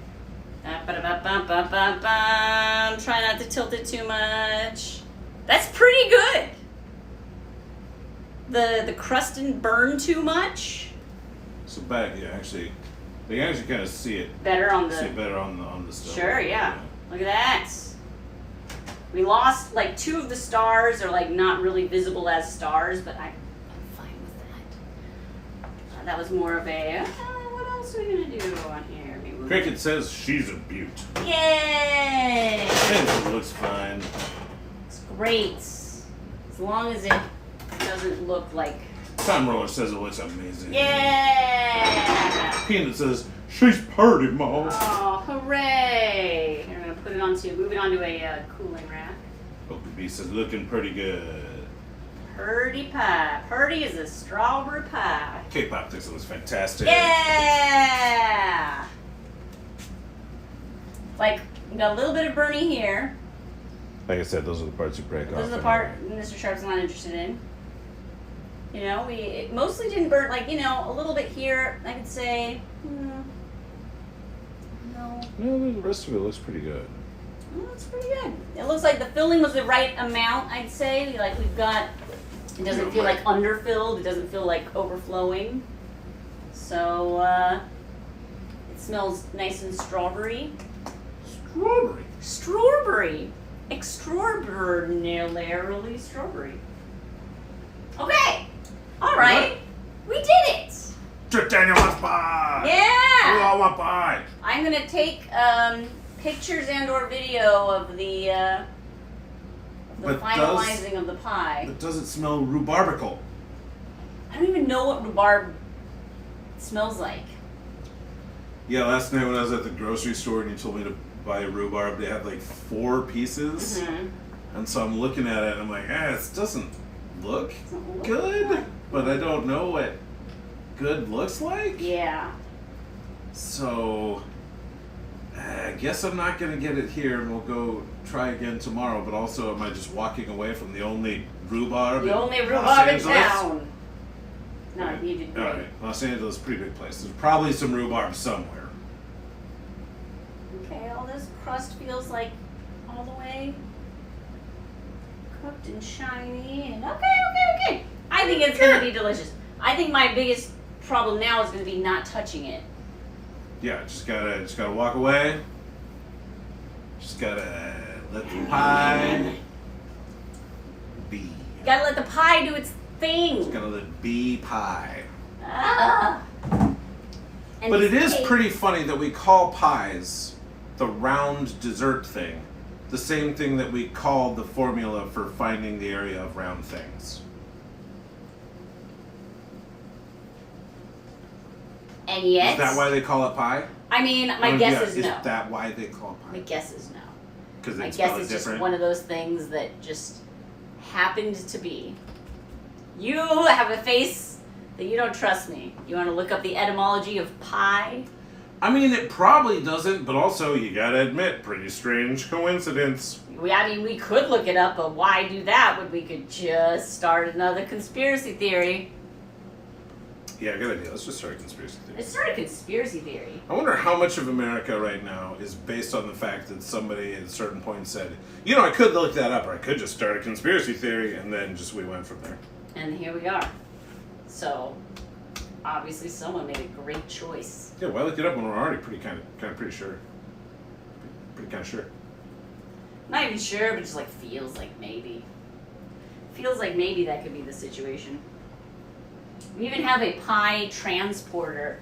This is lent to us by Mr. Sharp's parents. His father is much more of a pie maker than myself.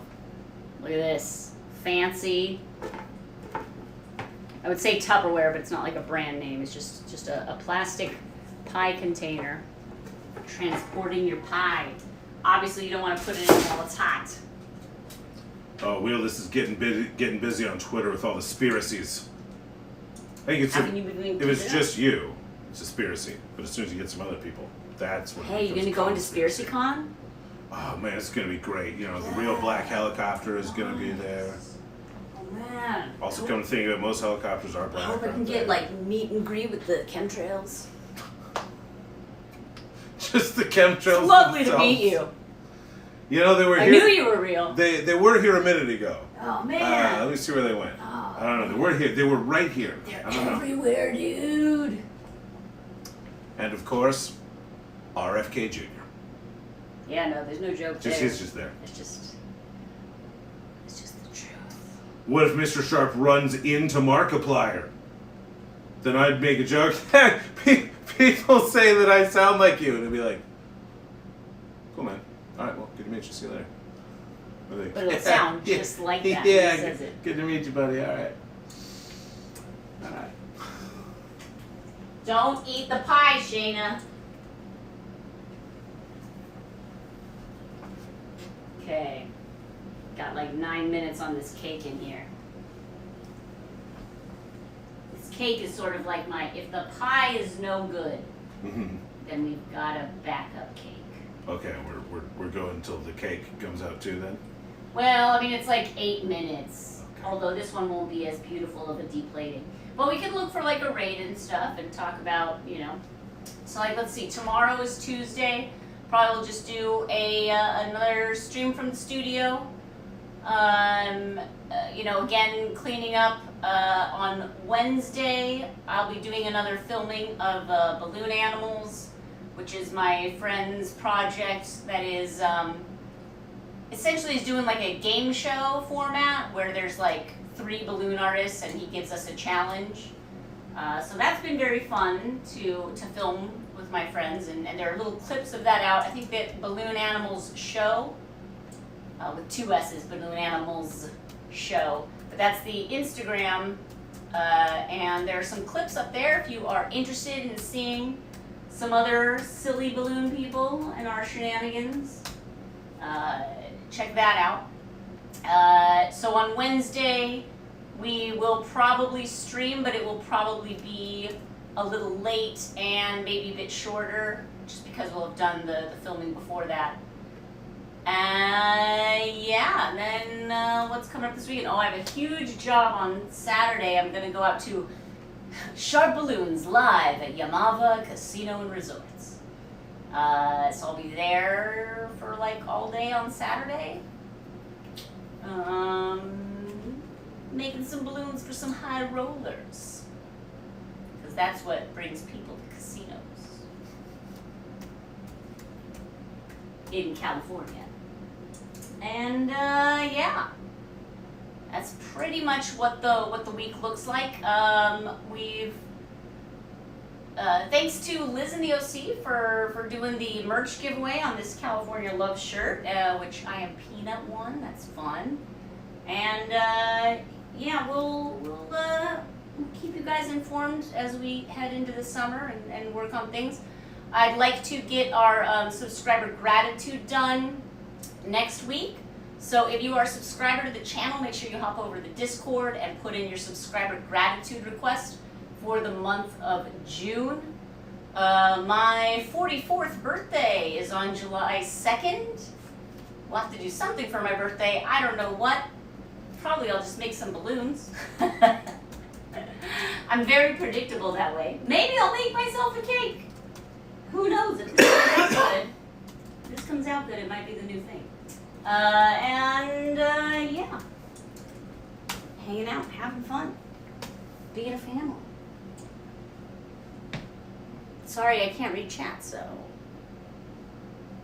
I'm not as interactive here. We have a new home for VODs on YouTube. Yes. There's a link for that right there. YouTube.com/SharpBalloons on Twitch, in case you're looking for some just Although I think good old-fashioned lurking. I think the URL is different. It's like a bunch of dumb, gross characters. Bunch of dumb, gross characters. Yeah, I think I tried. Why would you to name make our it a nice channel one. a bunch of dumb, gross characters? Well, I mean, that's sure, who's it's in truth, but this is a little on the nose, don't you think? Oh boy. Don't you think? What's that? Hydrate? Okay. Hey, Variant. Hi, Variant. This is a Variant stream for us. We made a pie! Is it still too hot? Yes. It's still quite hot. Don't touch it with your fingers. You did just say the challenge is going to be not touching it. And I failed the challenge. Was I wrong? Were you wrong that you were? Was I wrong that was the challenge? No, that was the challenge. That was the challenge. And you were Did right. I fail? Yeah. Okay, Yeah, well, you were right about thank you. I'm glad we understand one another. All right. This cake is looking yummy. There's like little peach juices coming up around the edges. Yum. Be so yummy. And then there's a link to our regular YouTube. All that YouTube.com, kid-friendly SharpBalloons. stuff. Kid-friendly stuff. How to twist stuff. We have a couple things that are getting pretty close and will be posted up there pretty soon.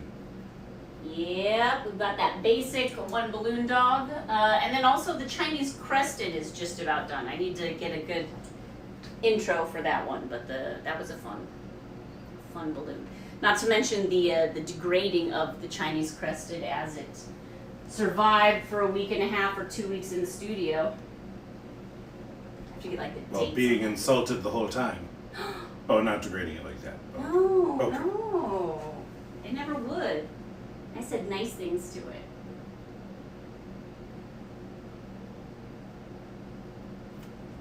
It's looking like it's getting pretty close.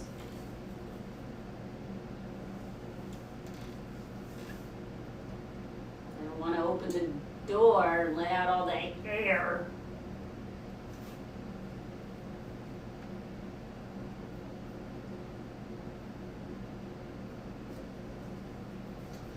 Yeah, the Dogman video has done pretty good. It's Dogman definitely is the most successful one we've just done so far. So good. I don't know what it was about the Dogman video, because it's like so impossible to recreate that success. But don't mind us, we'll try anyway. Maybe we just, hit the Dogman rocket when it was on the way to the stars. I mean, the thing is, like, look, if that's just Dogman fans who like it, that's fine. But like, we'll really like to find balloon fans, where it's like they'll be interested in it, whether it's Dogman or Paddington or Stitch. I mean, the interesting thing about the Dogman though is that it's still the most popular video. Even though it's not in its time. like peak, it's still like even now. Even now. It's still the most watched thing we got out there. Which is so funny because it was the first one we tried. Where I'm like, let's just try this thing. It's like, oh, it's amazing. Everything else will be as amazing. Readers, it was not. But we're up to the challenge, I'm sure. What else are we gonna do? Not make balloons? Come on, that's not us. The trick to success in the algorithm is just to get lucky somehow. Ah, okay, all right. You may be onto so something. So what you're saying is, I need to be more luckier. Yeah, be more luckier? Have you tried being luckier? I like to give advice to professional gamblers. Interesting strategy. Have you tried thinking about being luckier? Ooh, okay. I'm listening. Live in such a way that you are more favored by fate for your actions. Ah. I mean, it's excellent advice. I feel like No. you still gotta let this get a little more brown. What I think you need to do is try to appease the gods through some sort of, sacrifice.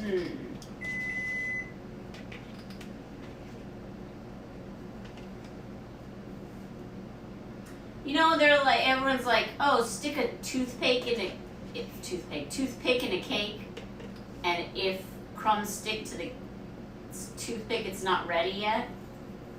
You know that? Mm-hmm.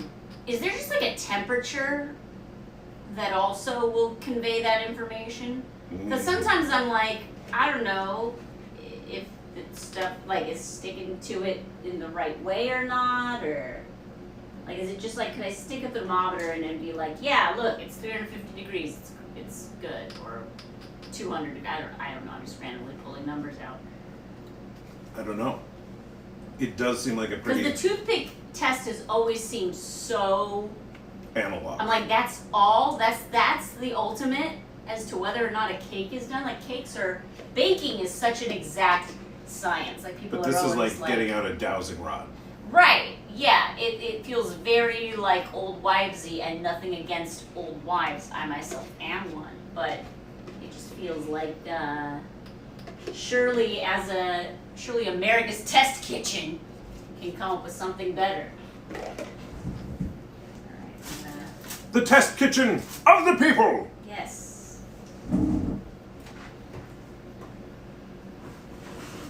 No, this is definitely not ready, though. I pulled it out in the middle, it's like wobble wobble. I'm like, well, that can't be good. Throw it in for... So Green Man's saying it's not really the current temperature, but the toothpick tests how much it's changed in composition. Sure. But I guess it's like it has to be at a certain temperature for an amount of time. Probably, yeah. So it's like, it might be 250 degrees, which it needs to be, but it needs to be 254. 4 minutes or something. Yeah. Sure. That is Or frustratingly... You just put your finger in there to see if it's hot. There you go. Yowza. Check the temperature and, yeah, very hot. Yeah. Is the meat still on the bone? Great. Good job, not too hot. So I get to eat this, right? Yeah. In 4 hours. How do you feel? Well, it's still pretty warm. Still pretty warm. Yeah, you can just not touch it. I can't! You The think easiest thing to do is nothing. No! That is the hardest thing to do. No, it's the easiest. But is But it is it? actually the hardest? The hardest. To not To do not anything. Do anything? Yeah, exactly. See? How See? hard was it for you to not make fun of me? All you had to do is not do it. I could. I just choose not to. Choose not to go the easy route. Yeah. Well, thank you, Mr. Sharp. I salute you. It's pretty cute. At the very least, it's cute. I have to take a picture of it. But I mean, Yeah. my phone is what we're streaming from, but I will take a picture of it. Yeah, I don't know if we're gonna be able to stick around to see the end of the cooking of the cake before we gotta start getting ready to head up to the homestead. But thank you everybody for hanging out with us. This has been a very atypical Sharp Balloon stream. I can't believe we got some raids even from some food and drink streamers. What? Who were probably immediately disappointed.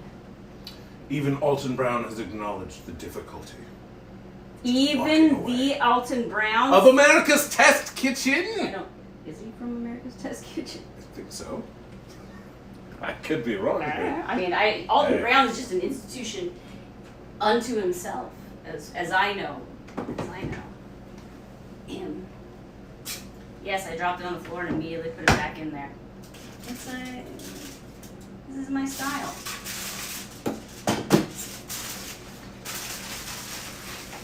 See, this is the time when normal, good people in the kitchen clean up their kitchen. When they're like, I don't want to touch the thing, so I'm going to tidy up my kitchen. But I don't think like that. Also, there's not exactly a lot of room here to be able to clean it up. So we'll do what we can. Mr. Sharp, do you have a raid picked out? Yes. Fantastic. Where are we going to take this group of human beings? We will go to a recipe reborn. Oh, yeah! That's the one that does like all those like vintage recipes? I believe so. I don't know if she's still doing that. I mean, yeah, she may have started that way and is doing Yeah. something different. What does it say on the stream right now? Roasted pork tenderloin and zucchini, chickpea and quinoa bowls, Ooh! chia seed pudding, meal prep Monday. Meal prep month. I wish I was as organized as that. Those don't sound to me like super like That's fine. magazine recipes from the past, but yeah, she's just doing a cooking stream, and so I figured That sounds, and looking also for- she's got like an actual looking kitchen for fellow streaming chefs. set up with like the bird's eye view of the mise en place and all that jazz. You're in for a treat, friends. Thank you for hanging out with us. We'll get back to Balloon Studio tomorrow at 10 a.m. Pacific time. And we could talk more about, the weekend and the jobs we had. We had a lot of fun. And I think it was a good weekend. A good weekend for the Sharp family. I hope it was a good weekend for you too. Thank you for hanging out with us. Obviously, I'll be heading up to my parents' house this evening, enjoying some pie. I will let you know. I'll get everyone's reviews on the pie and the cake, and let you all know if which one was the most disappointed, as I think how it's probably gonna be. All right, you say timer, but that still feels a little bit. I feel like I can just look at it and it looks not quite done. Okay, raid has been created. Raid has been initiated. Friends, you know how it is doing the IRL streams. It's kind of hard for me to join the raid, but let a Recipe Reborn know that we send all of our love. I'll try and pop in briefly to the chat to say hi. And yeah, how we doing on the countdown? Because I don't have a countdown, Mister. We have a little bit. A little bit. I just broke off a tiny piece. It doesn't have a. Broke off a tiny piece of the crust. This lady doesn't have a time on it for me, so I don't would say have like an inch. Restraint. We have about an inch before we're going to raid. I have some restraints. Should we? No. Oh, okay. No. Chain you up in the back until Takes we me get forever to get out of the straitjacket. All right. Sorry, I had to chain her down or the pies wouldn't have made it. It's true. I would have picked them to death. Thank you so much, everybody. I'll see you tomorrow and Wednesday. And then Thursday night, because that's, generally speaking, our schedule. Mwah, we love you so much. Stay cool. Have a good summer. Bye-bye.